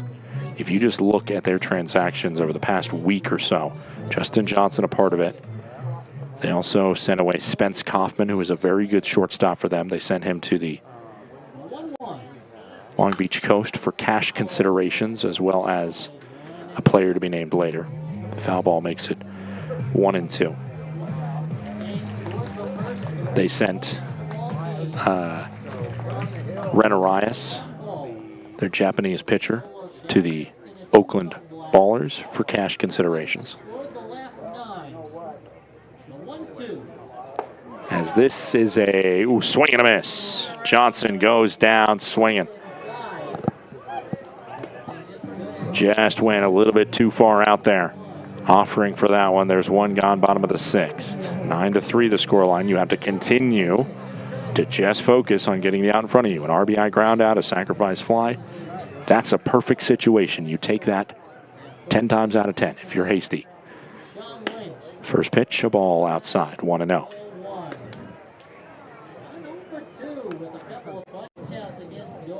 The Red Pocket Mobiles also have shipped Agnel Miranda and Ryan Velasquez to the New Jersey Jackals. And Bladen Huter, one of their really good pitchers, they sent him to the Idaho Falls Chuckers for cash considerations. That's the same thing they sent Justin Johnson to the Billings Mustangs for. Ball downstairs, good block by Tibbetts, 2-1. It's just a fascinating look at the trajectory of that Red Pocket Mobiles team. 2 balls, 1 strike, 1 out, bottom of the 6th inning. Swing and a miss. Count goes to 2-2.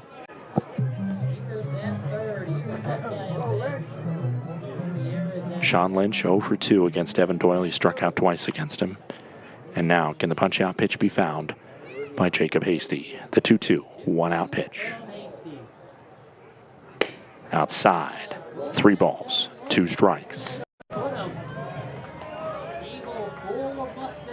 A big payoff pitch from the Range Rider southpaw into Sean Lynch, who's batting .480 on the year. Ball 4. Bases loaded walk. And they pass it off to the next guy.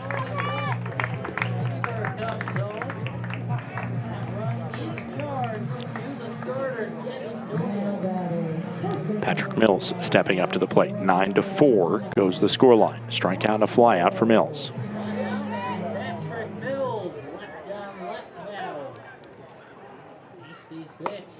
In the zone. Called strike.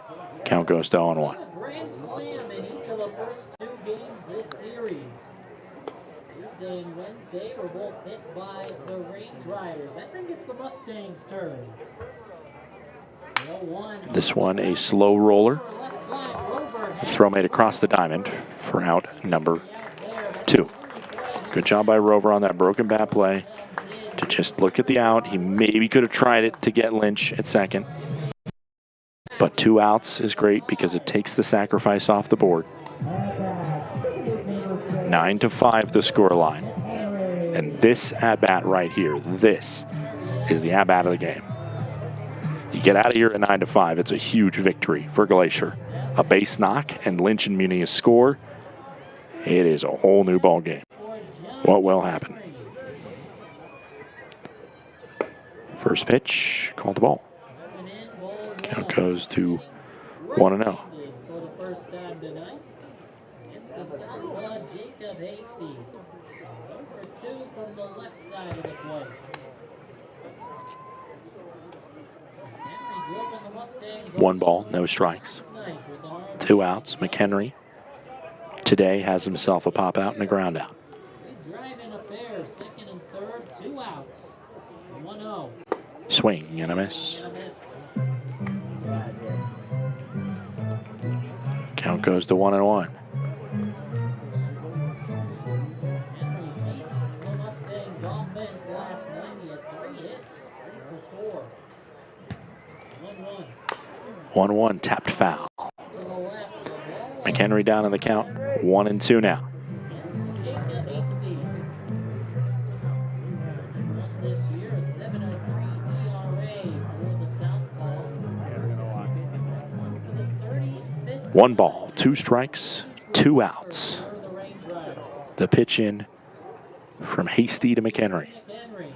Upstairs, 2-2. That one, he just had a feeling if he would have been able to tuck it down like he's able to do with that big breaker, could have been able to scrape a strikeout at the top of the zone. Instead, we'll see a 2-2. Deuces Wild with 2 outs. Pitch coming in to McHenry once again. Fouled off. Good fight by McHenry. Refusing to go down easy. Can Hasty get out of this jam?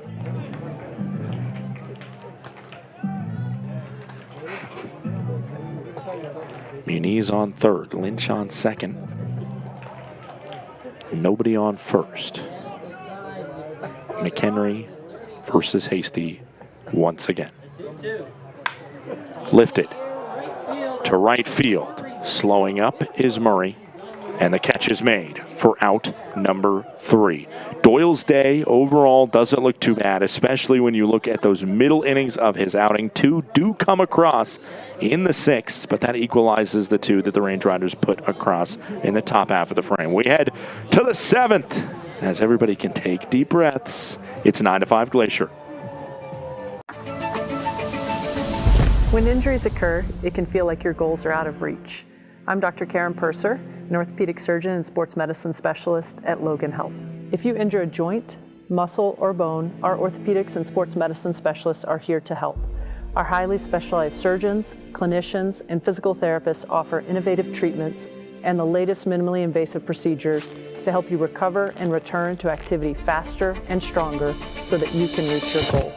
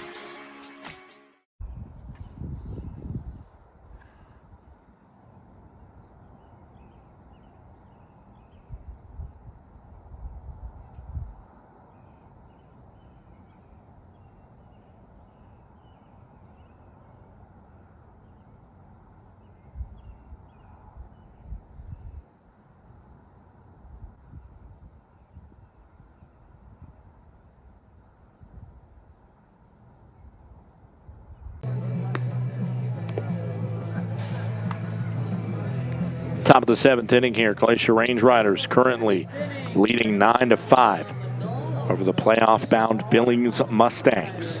Range Riders have 9 runs on 9 hits.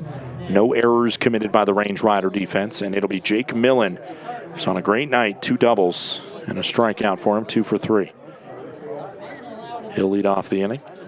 Brock Tibbetts, as well as Tommy Rover, also slated to appear.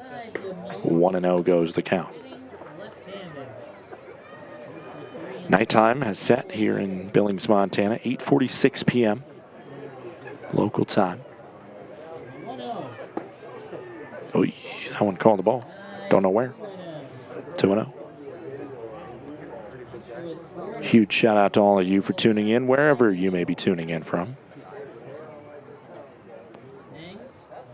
The 2-0 pitch. Nice pitch to find the zone. Bottom of the 6th, that match Glacier scored last inning. And won the count on Millen. Hartman's pitch. Outside. 3-1.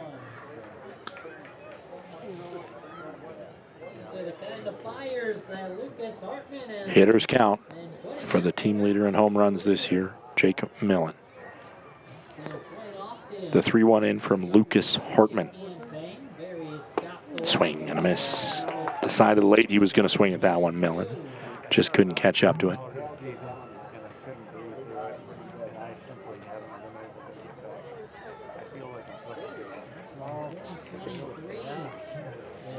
Southwestern Lucas Hartman was given the Fireman of the Year award. Payoff pitch coming home from Hartman to Millen. Swing and a miss. Millen turned down on strikes for the second time today. 1 out, top of the 7th. In that 2023 season, he was teammates with Mustangs center fielder E.J. Shaver. Then playing for Florida Southwestern in 2023. Brock Tibbetts. First pitch above the zone to Brock Tibbetts. Still trying to get that monkey off his back, and right now trying to avoid the golden sombrero as well. 1 ball, no strikes, 1 out, top of the 7th. Swing and a miss. 1-1.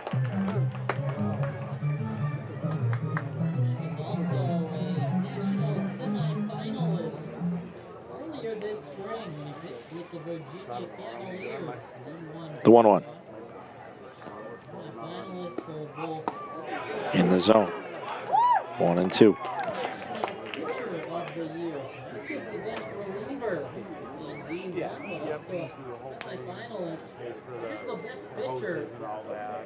One ball, 2 strikes, 1 out, top 7.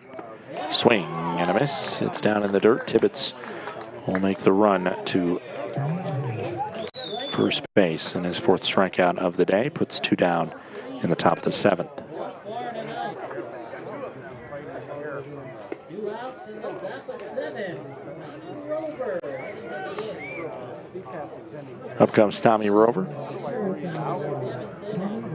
Rover 0 for 2 does have himself a walk.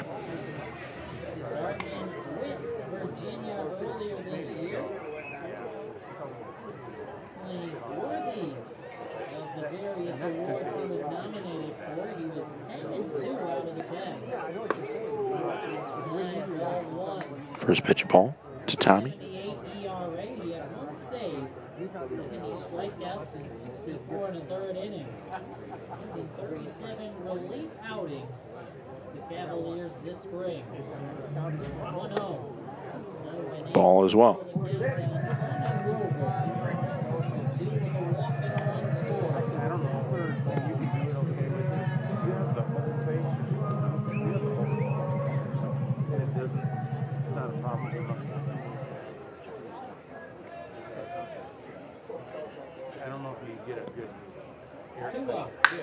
Sky high from Tommy Rover. What's happening with this one? Oh my goodness, scraping the clouds, if there was any, and eventually coming down into the glove of the right fielder, Gutierrez.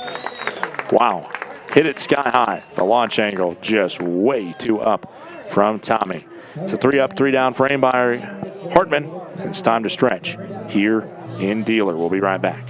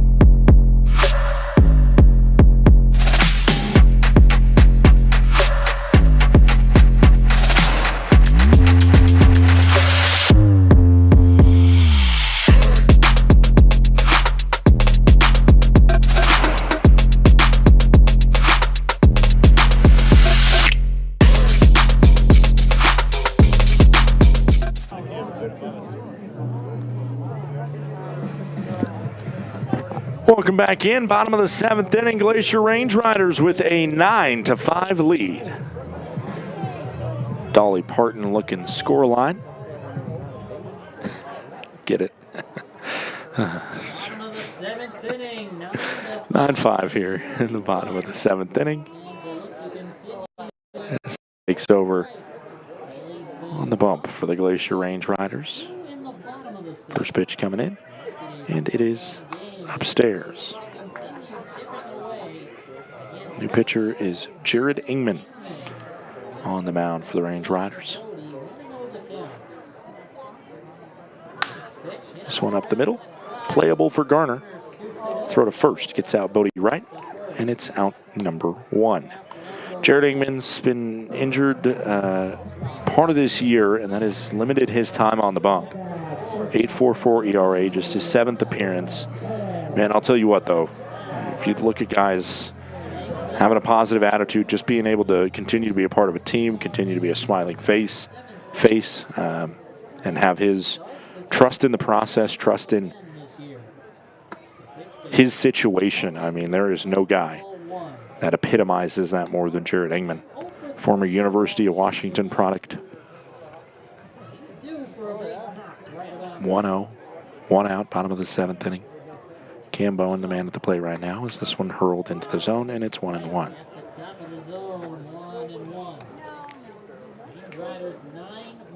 Bowen on the day is 0 for 3. 2 flyouts and a ground out.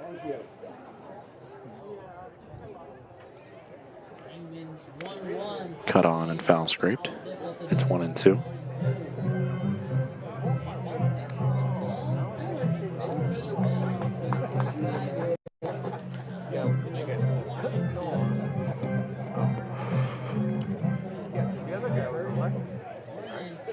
The 1 ball, 2 strike, 1 out pitch, bottom of the 7th. Another foul scrape. Dies at the feet of Bowen.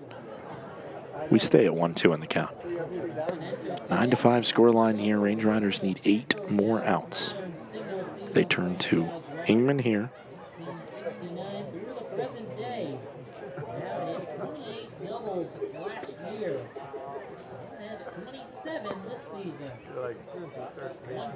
Swing and a miss. 2 outs, bottom of the 7th.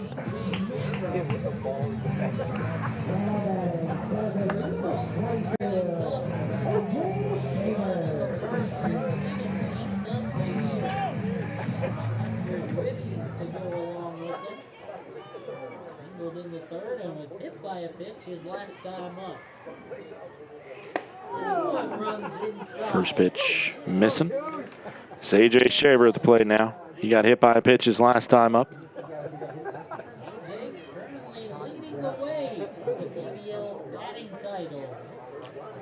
The 1-0. Outside. 1 ball, 1 strike. The season with the league's best mark. He would be just the 7th Mustang in franchise history. 2-0. And a Pioneer League batting title. 2-0. Can't place that one, bottom outside corner. His part so far tonight, 2 for 2. High pitch and now a 3-0 count here. 3-0 pitch into Shaver. Get me over in the zone, 3-1.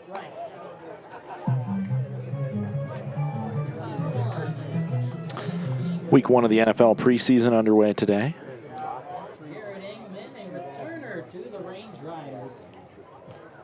3-1. Swing and a miss. Fooled on that one. Nice pitch by Ingman. There's 1 game still going on, but we do have finals from a lot of contests, including the Fernando Mendoza debut. Speaking of Indiana Hoosiers, already talked about Brock Tibbetts and his career obviously at Indiana. 3 balls, 2 strikes, 2 outs. Call the ball. Challenge coming from Tibbetts. Might as well test this one. Against Shaver, 3-2 count. I don't disagree with the challenge. We'll see what it is. And it is a confirmed ball. Good call by our home plate umpire. I think it's a good challenge, as good as ever. If it's close, might as well test it. So Fernando Mendoza had his debut. The Cardinals beat the Raiders 27-14. And Gardner Minshew had a good game, 14 for 16, 101 yards, and 2 touchdowns. This one hit on a rope over to Carson Garner, who throws out Gutierrez for out number 3. So a 2-out walk by Ingman issued to A.J. Shaver, but how about this glove work on the hop? Garner fields it well, and maybe an uncomfortable position, doesn't matter. Garner has himself a throw out, and it's still 9-5 Glacier headed to the 8th.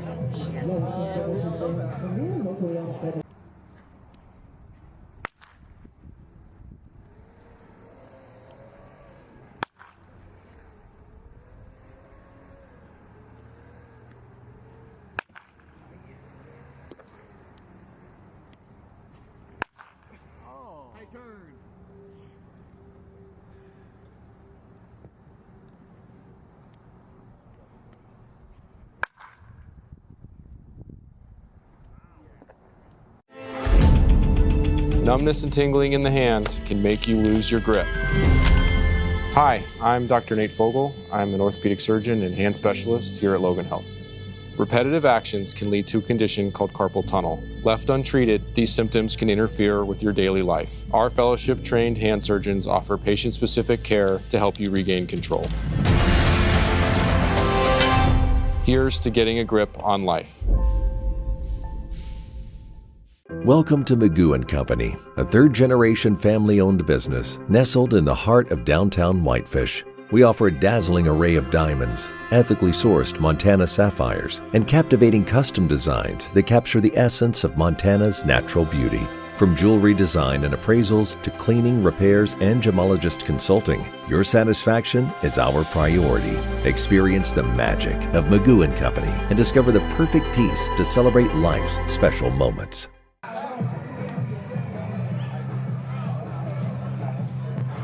Top of the 8th inning, Glacier Range Riders with a 9-5 lead. Due up this half inning, it's the top of the order for the Glacier Range Riders in the form of Murray, Beard, and Vredenberg.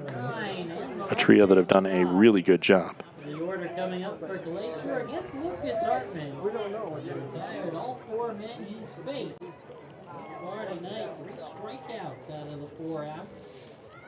Enough against Casey Murray here in the 8th. Swing and a miss by Murray, who's 1 for 3 today. Mustangs scored the first 3. Range Riders then scored 9 unanswered. Mustangs added a pair in the bottom of the 6th. It's 9-5 Glacier. Top of the 8th inning here from Dealer Park. The 0-1 from Hartman. Up into the netting. This one fouled off, and the count's 0-2. Range Riders trying to figure out Hartman. They have not been able to have success against him when clearly other teams have. 3 earned runs allowed versus Great Falls his last time out on August 8th. The 0-2. Upstairs. Hartman in general pitches better at home. He has a 5.68 ERA in Dealer. Elsewhere, he is throwing a 6.75 ERA. 6.7. As this one's hit hard down the left field line. That one's a dangerous one in the old edition of Dealer Park without the foul netting. You can see on the side there, foul netting everywhere now. But there used to be a minimal amount of netting protecting the fans here, and that was a major upgrade made by this front office over the offseason. The 1-2 pitch into Murray. 1-2. Oy. Scary one, seeing it across the front of his face. Count goes to 2-2.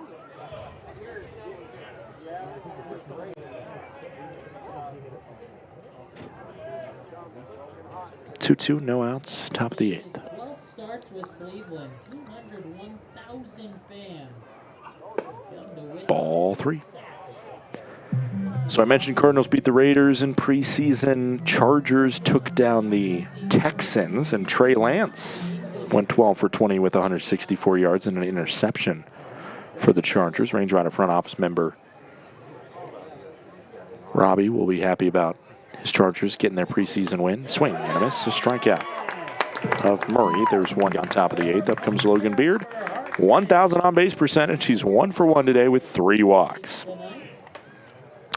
The Bengals beat the Lions 16-14 with Altmaier, Luke Altmaier, former Illinois starting quarterback, going 13 for 22 with 130 yards. Fouled off by Beard. Count goes to 0-1.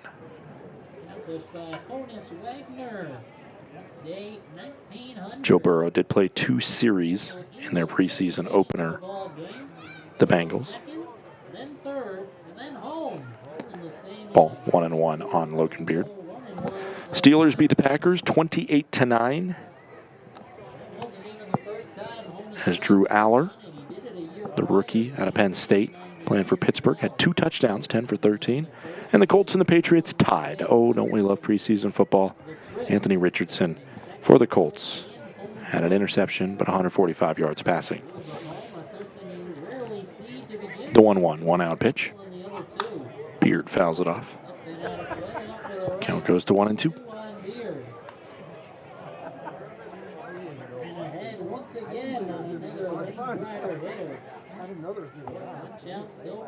The defending Super Bowl champion Seattle Seahawks play on Saturday night versus the Dallas Cowboys. Did he go? No, says the first base umpire.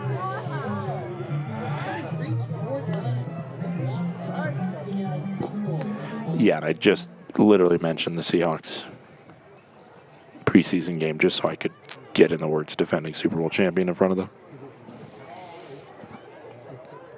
Just so you were aware. 2-2, 1-out pitch. That one drops in the zone. Challenge coming from Beard. He thought that one was high. And it was high. 3-2. Risky one to use there. Takes a strikeout off the board, however, for Hartman. And Beard, who's shown he has got such a good eye at the plate with 3 walks today. More than happy to see a few more pitches. Logan Beard. The 3-2. And it's another walk. Logan Beard heads down to first base. And man, oh man. I don't know if there's been just a peskier stretch of games for a batter than what Beard has done. He just steps up and he gives good at-bats, man. That's what he's been doing throughout his career. That's why he was a solid player at Louisville. That's why he was Conference Player of the Year for Indiana University Southeast his final year. Helped lead them to the NAIA World Series. Let's see if I got it in my advanced stats. Today, this is a staggering stat. And of course, everybody has not had their 4th trip to the plate yet. So let's make that clear. But today, Logan Beard has seen 30 pitches. The next closest from a Range Rider bat is 20 pitches seen by Carson Hornung. 10 more. I mean, 1.5 times what Hornung has seen. That's like a big separation. There's a swing and a miss. Count goes to 2-1, 1-out, runner on first, 9-5 Range Riders. And then when you look below Hornung, you see 19 seen by Murray, 18 by Garner. McLaughlin and Rover have each seen 15, 16 by Millen, 18 by Bradenberg, and obviously could go up to, 20 or around there. That one's his 19th pitch seen. And then Tibbetts has seen 17. So everybody's mid to late teens, and over just 4 at-bats. I guess that was his 5th plate appearance, Logan Beard. That's an average of 6 pitches per at-bat, which is a very high number. And very annoying to play against if you're a Billings Mustang fan.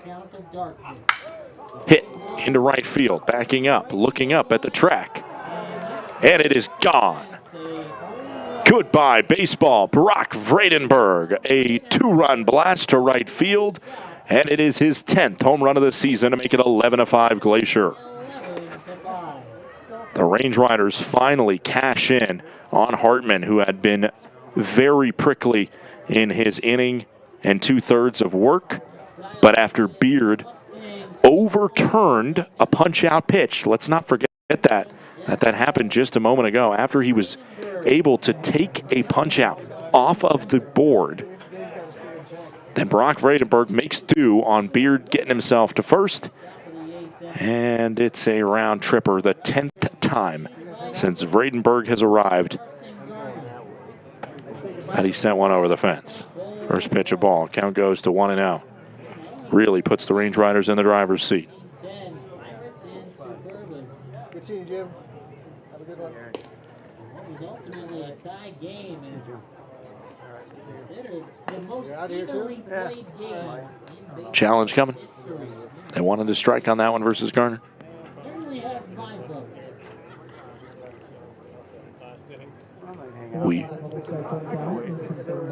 And it's confirmed a ball. That was a frustration challenge, I think. Confirmed as That's. I just. challenge. 2-0 the countdown Garner. I think in a non-decision situation with 11-5. your team down by 6 as that one's dropped into the zone, 2-1.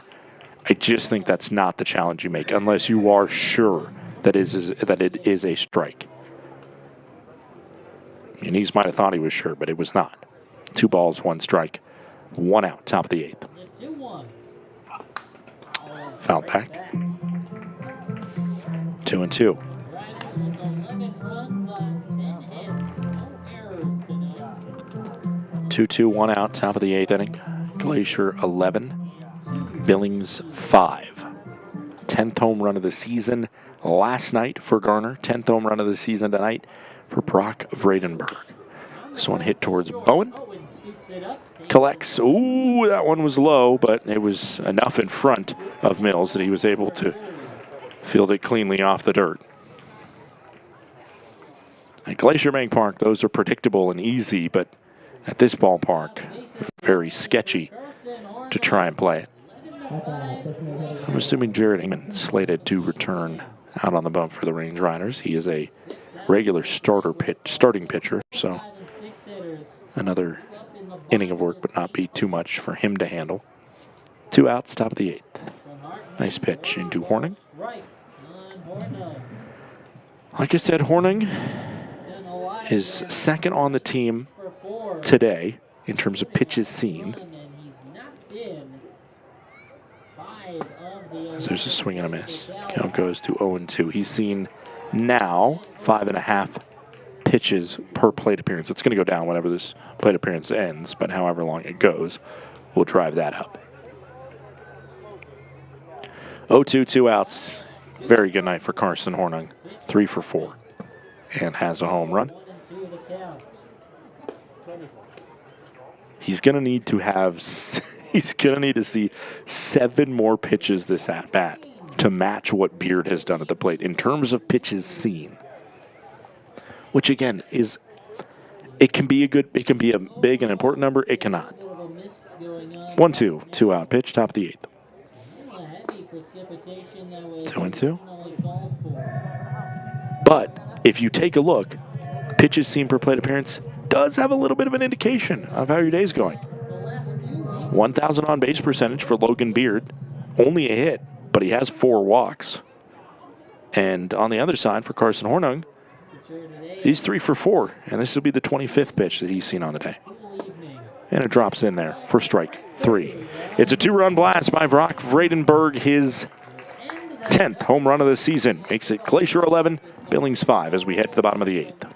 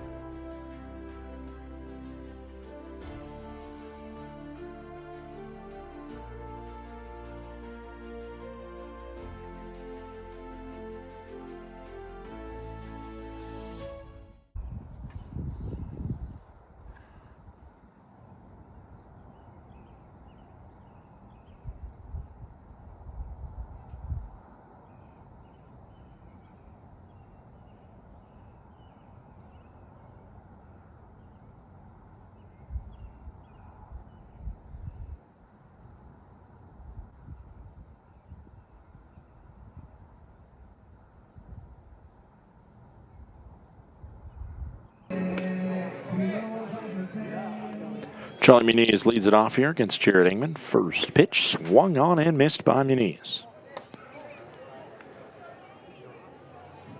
Muniz, the catcher, out of Naranito, Puerto Rico. The 0-1. In the zone. Jared Ingman, the pitcher, out of Kent, Washington. Jared Ingman. Scoreless 7. Still on here in the 8th. 2 on Muniz. The 0-2. 2-strike pitch. Line. Tommy Rover on a bunny hop makes the grab. Tommy Rover at third base.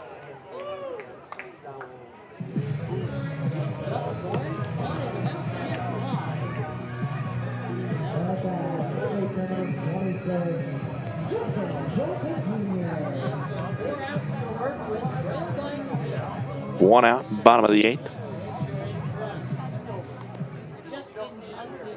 Justin Johnson steps up. Strikeout swinging his last time up. That was a monster strikeout because it was with the bases loaded and nobody out. Jacob Hasty, part of the Houdini act he got to get out of the jam. He is a man that is trusted in dangerous situations. This one tapped up the middle. Fielded, thrown to first base.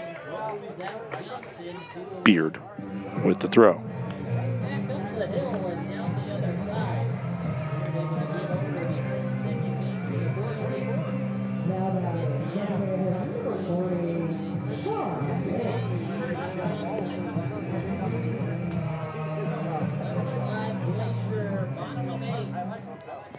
Two outs. Swing and a miss. Up steps Sean Lynch. The starters are your 2 pitchers of record as things stand. Devin Doyle on the positive side. There's a strike and it's 0-2. Jared Ingman working. 5 runs. Harris at the other end. 7 over 5 innings of work. 5 Glacier, bottom of 8. 0-2, 2-out pitch. Ingman fires home, lifted foul. Jared Ingman trying to get out of 2 clean innings.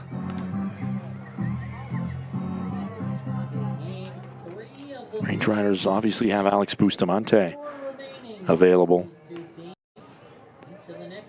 Should they want to go to the pen in the next inning? Maybe it's Ingman's day to just stay out there. Ingman a little frustrated with that one. He wanted to finish off the frame there. Sean Lynch 0 for 2 did draw a bases loaded walk to get an RBI. Mustangs are 1 win away from clinching the season series against these Range Riders. 2-2.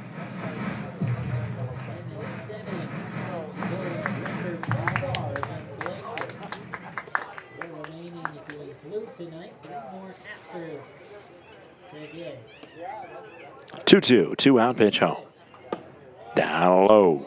3 balls, 2 strikes. To extend this 8th inning, Patrick Mills is on deck. Mustangs trail 11-5, the 3-2. Hit on the ground. Towards short. Garner backs up. The throw across the diamond. Nice stretch by Vredenberg. How about the pitch in from Jared Ingman to be able to deal with the top offense in the league? Easy money. He walked A.J. Shaver, but other than that, he was completely clean against this Billings Mustang squad. If it is his day, it was a phenomenal outing out of the pen for Jared Ingman. Good to see him healthy and cruising like we know he can. We head to the 9th. It's 11-5 Glacier.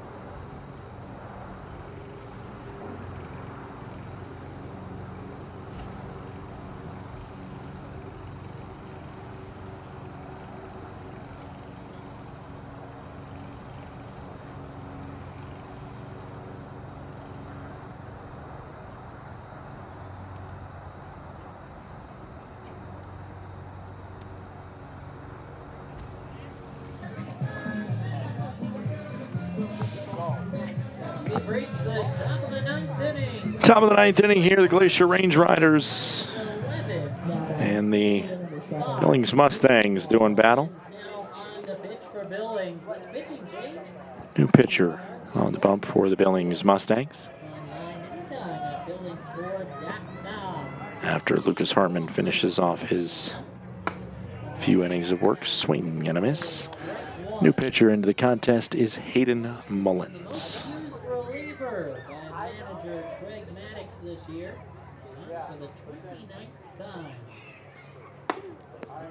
Call the ball. Mullins on the season. He has himself a 5.31 ERA, 6 wins, 2 losses. 40 2/3 innings pitched. Swing and a miss.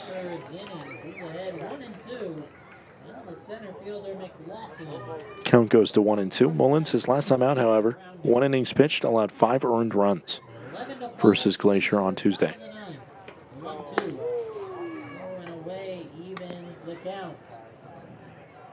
This is game 3 of a 6-game homestand for the Mustangs. They'll head out onto their final road trip of the year next week on Tuesday. Swing and a miss. 1 out, top of the ninth. Strikeout of J.D. McLaughlin. Up steps Jake Millen, 2 for 4 with 2 strikeouts, but also 2 doubles. Great balls next week, beginning a 6-game series on Tuesday night. Returning to where they just were last week, 2-4 on their previous road trip against the Voyagers. Pitch to Jake Millen. Ball, count goes to 1-0. That road trip preview and review brought to you by Jefferson Lines. If you're looking for affordable and convenient bus travel, look no further than Jefferson Lines. This one hit hard towards right field, but a nice play over there by Gutierrez. There's been a lot of hard hit balls by the Glacier Range Riders tonight. That one maybe deserved a hit more than any of them, as it was rifled off the bat of Millen. Boom, just launched, but just close enough to Gutierrez, who makes a good snag on it, charting back towards the fence. A line out for out number 2. Up comes Brock Tibbetts. Strike 1. Tibbetts has struck out 4 times. Count goes to 0-1. Ball game tonight. 3 against the starter Harris. Last time up was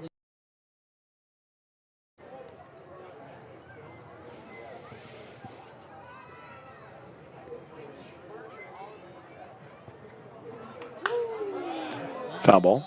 Count goes to 0-2.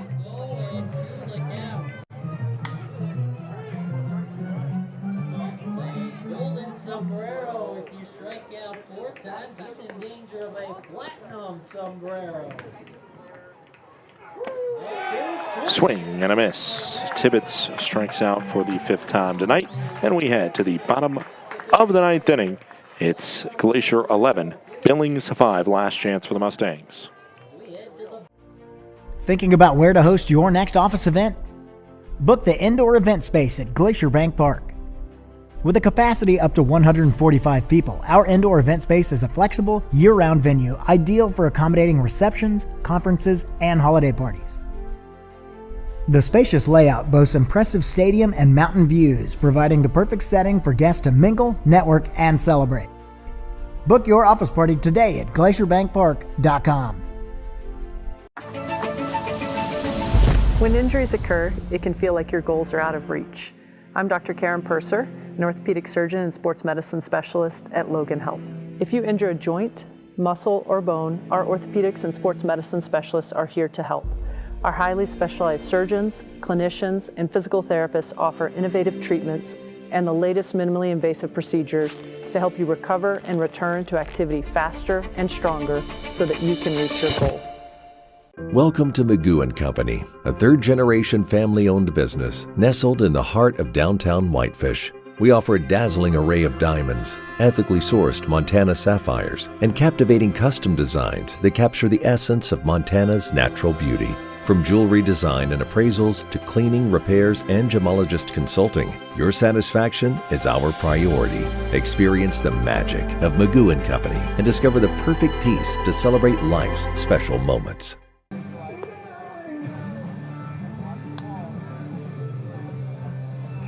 Welcome back in. It is the bottom of the ninth inning, and Alex Bustamante finally gets an appearance on the bump.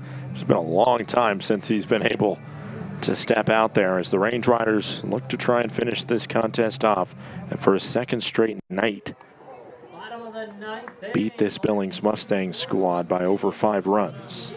They'll take a win however much it's by, but over 5 runs certainly feels good as well. The day's done for Jared Ingman, and the final line for Ingman, who looked like that play of the Range Riders know he can be. 2 innings pitched, no hits, no runs, 1 walk, 1 strikeout. Sensational from Jared. Pitching changes are brought to you by Archie Cochran Ford. Shop online anytime at BillingsFord.com. The 1-0. This is Patrick Mills at the plate, by the way. Tapped foul.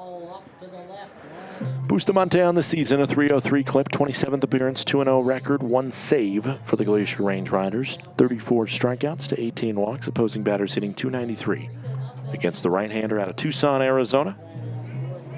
Runs after that to pull in front. Mustangs got 2 in the 6th.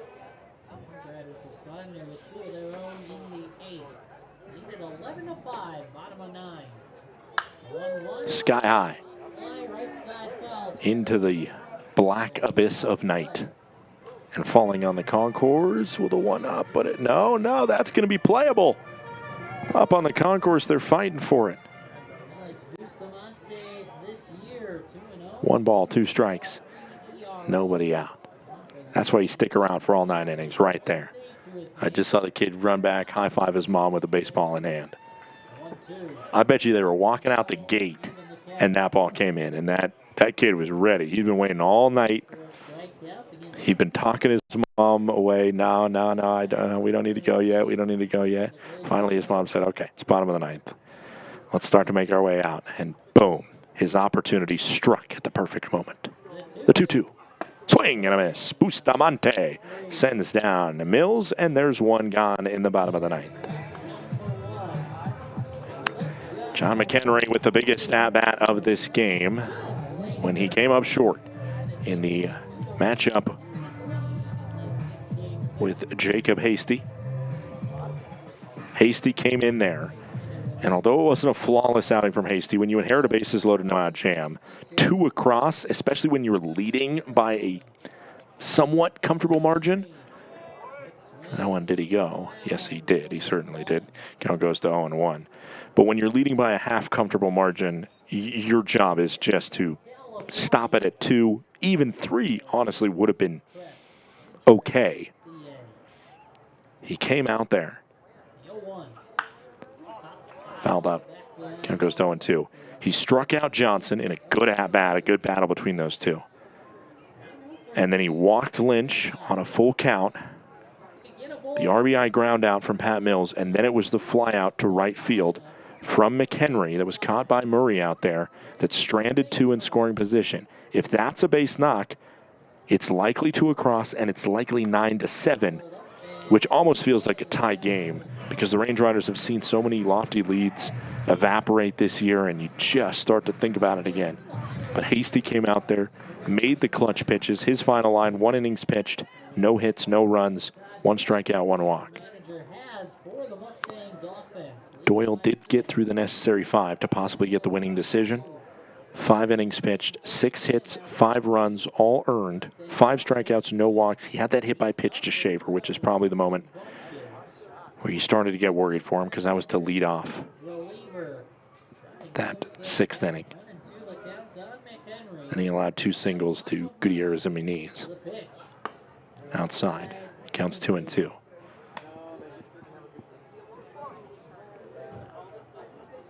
(11-5) Range Riders lead. Trying for just a couple more outs to take a 2-1 series lead here in Billings. Challenge coming from Tibbetts. Range Riders got one in the back pocket. Might as well use it. See if it's scraped to the bottom of the zone.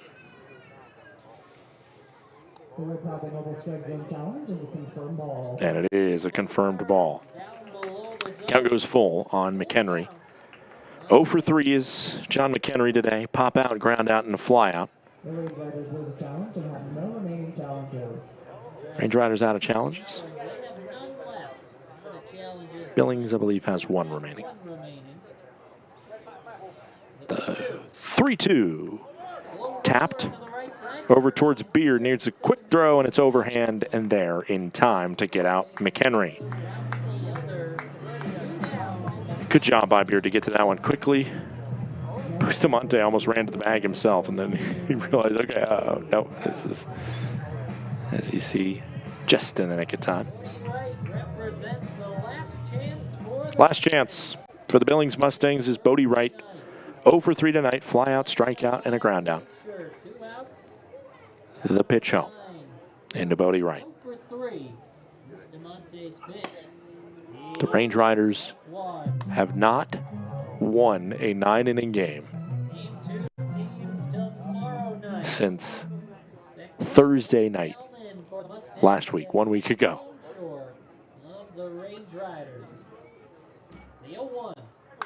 Fouled off. Count goes to 0-2. They have not won a 9-inning game on the road since the opener in Boise 2 weeks ago, over 2 weeks ago. And up against a very good Billings Mustangs squad, it would feel very good to finish this one as that one skips down there. 1 ball, 2 strikes, 2 outs. The Range Riders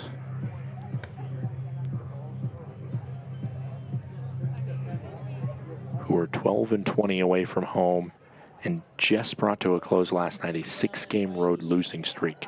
Now try and start a winning streak away from home. The 1-2, 2-out pitch. Swung on and missed. Bustamante strikes out right, and that's how she finishes. Range Riders win 11-5 here at Dealer Park. We'll take a quick break. When we come back, we'll wrap this puppy up, tell you all that you need to know around the league. Glacier 11, Billings 5. We'll be right back for the postgame.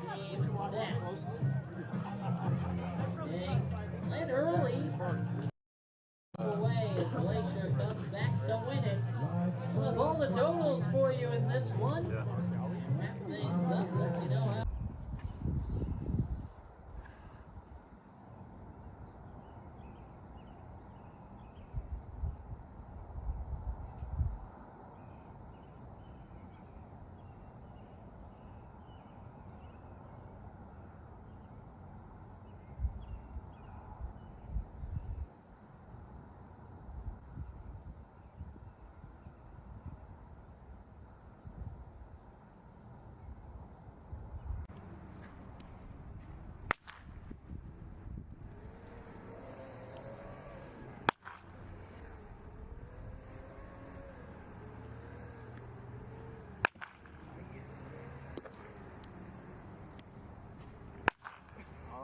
Turn.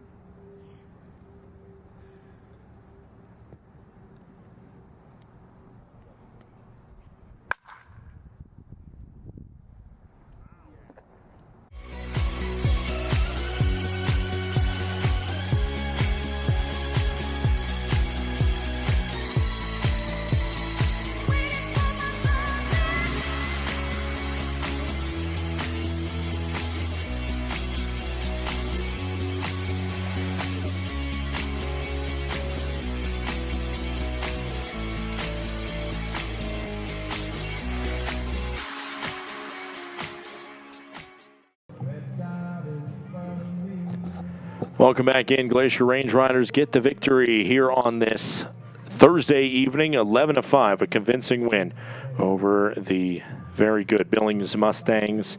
Final score, Range Riders win by 6.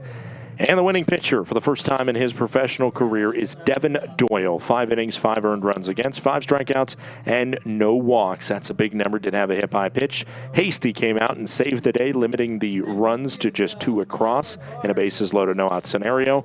Bustamante finished the contest with a scoreless ninth, 3 up, 3 down, and Jared Ingman turned down 6 of the 7 batters that he saw in the 7th and 8th inning. Range Riders pitching looked very good against a very good offense, the top scoring offense in the league, the Billings Mustangs. Tonight, the loss will go to the starter, Jaden Harris, as the Range Riders finally get to him. 5 earned runs, scratch that 6 earned runs allowed in 5 innings of work from Harris. There is no save and a 6-run victory for the Glacier Range Riders. Range Riders' second straight road victory, and it came via some home runs. Hornung especially was clutch as he drove in 5 runs on 3 hits to lead the Range Riders past the Mustangs. He singled in the 3rd, scoring 2. He singled in the 6th, scoring 2, and hit a solo home run to right field, his 3rd of the season. Carson Garner also had a sacrifice fly, and Barack Vredenberg got one out of here in a hurry over the right field fence. Range Riders in total collected 10 hits to the Billings Mustangs. 6 no errors as the Range Rider defense was mistake-free. Final score, Range Riders 11 and the Billings Mustangs 5. Let's see if the scorelines around the league have paid dividends for the Range Riders. Yes, sir. In Missoula, Montana, the Great Falls Voyagers beat the Missoula Paddleheads 9-2. That is a productive scoreline if you are a Range Rider fan. Boise leads Red Pocket 7-3. I expect nothing less from the Red Pocket Mobiles. Modesto 7-1, the lead over Oakland. That's most, it's pretty much a good sign. We're kind of accepting the Modestos in the playoffs at this point. And Long Beach leads Yuba Sutter 6-1, which is also a good scoreline. As of right now, the playoffs would be Missoula, Billings, Long Beach, and Modesto. But if Long Beach holds on to this win, and then Long Beach wins tomorrow night and Missoula loses, then things start to get very interesting again, because the playoff picture would go to overall record, where the Range Riders are very much a part of the conversation. That'll do it for all of us here at the Glacier Range Riders. So happy that you could join us for all 9 innings of a contest. So happy that we got through 9 innings of a contest. Especially with rain in the forecast. We might have some rain over the next couple days, so keep an eye out for the Range Riders social media. Hopefully it doesn't affect the games at all, but if it does, we will let you know as soon as we know on social media channels, as well as in the chat, or changing the time of the YouTube stream, anything like that. For all of us here at the Glacier Range Riders, including our technical director back in the HTN studio today, Manuel Ignacio Miranda, my name is Scott Gladstone. Please have a great rest of your evening, and stay safe out there. Range Riders win 11-5. We'll talk to you tomorrow night.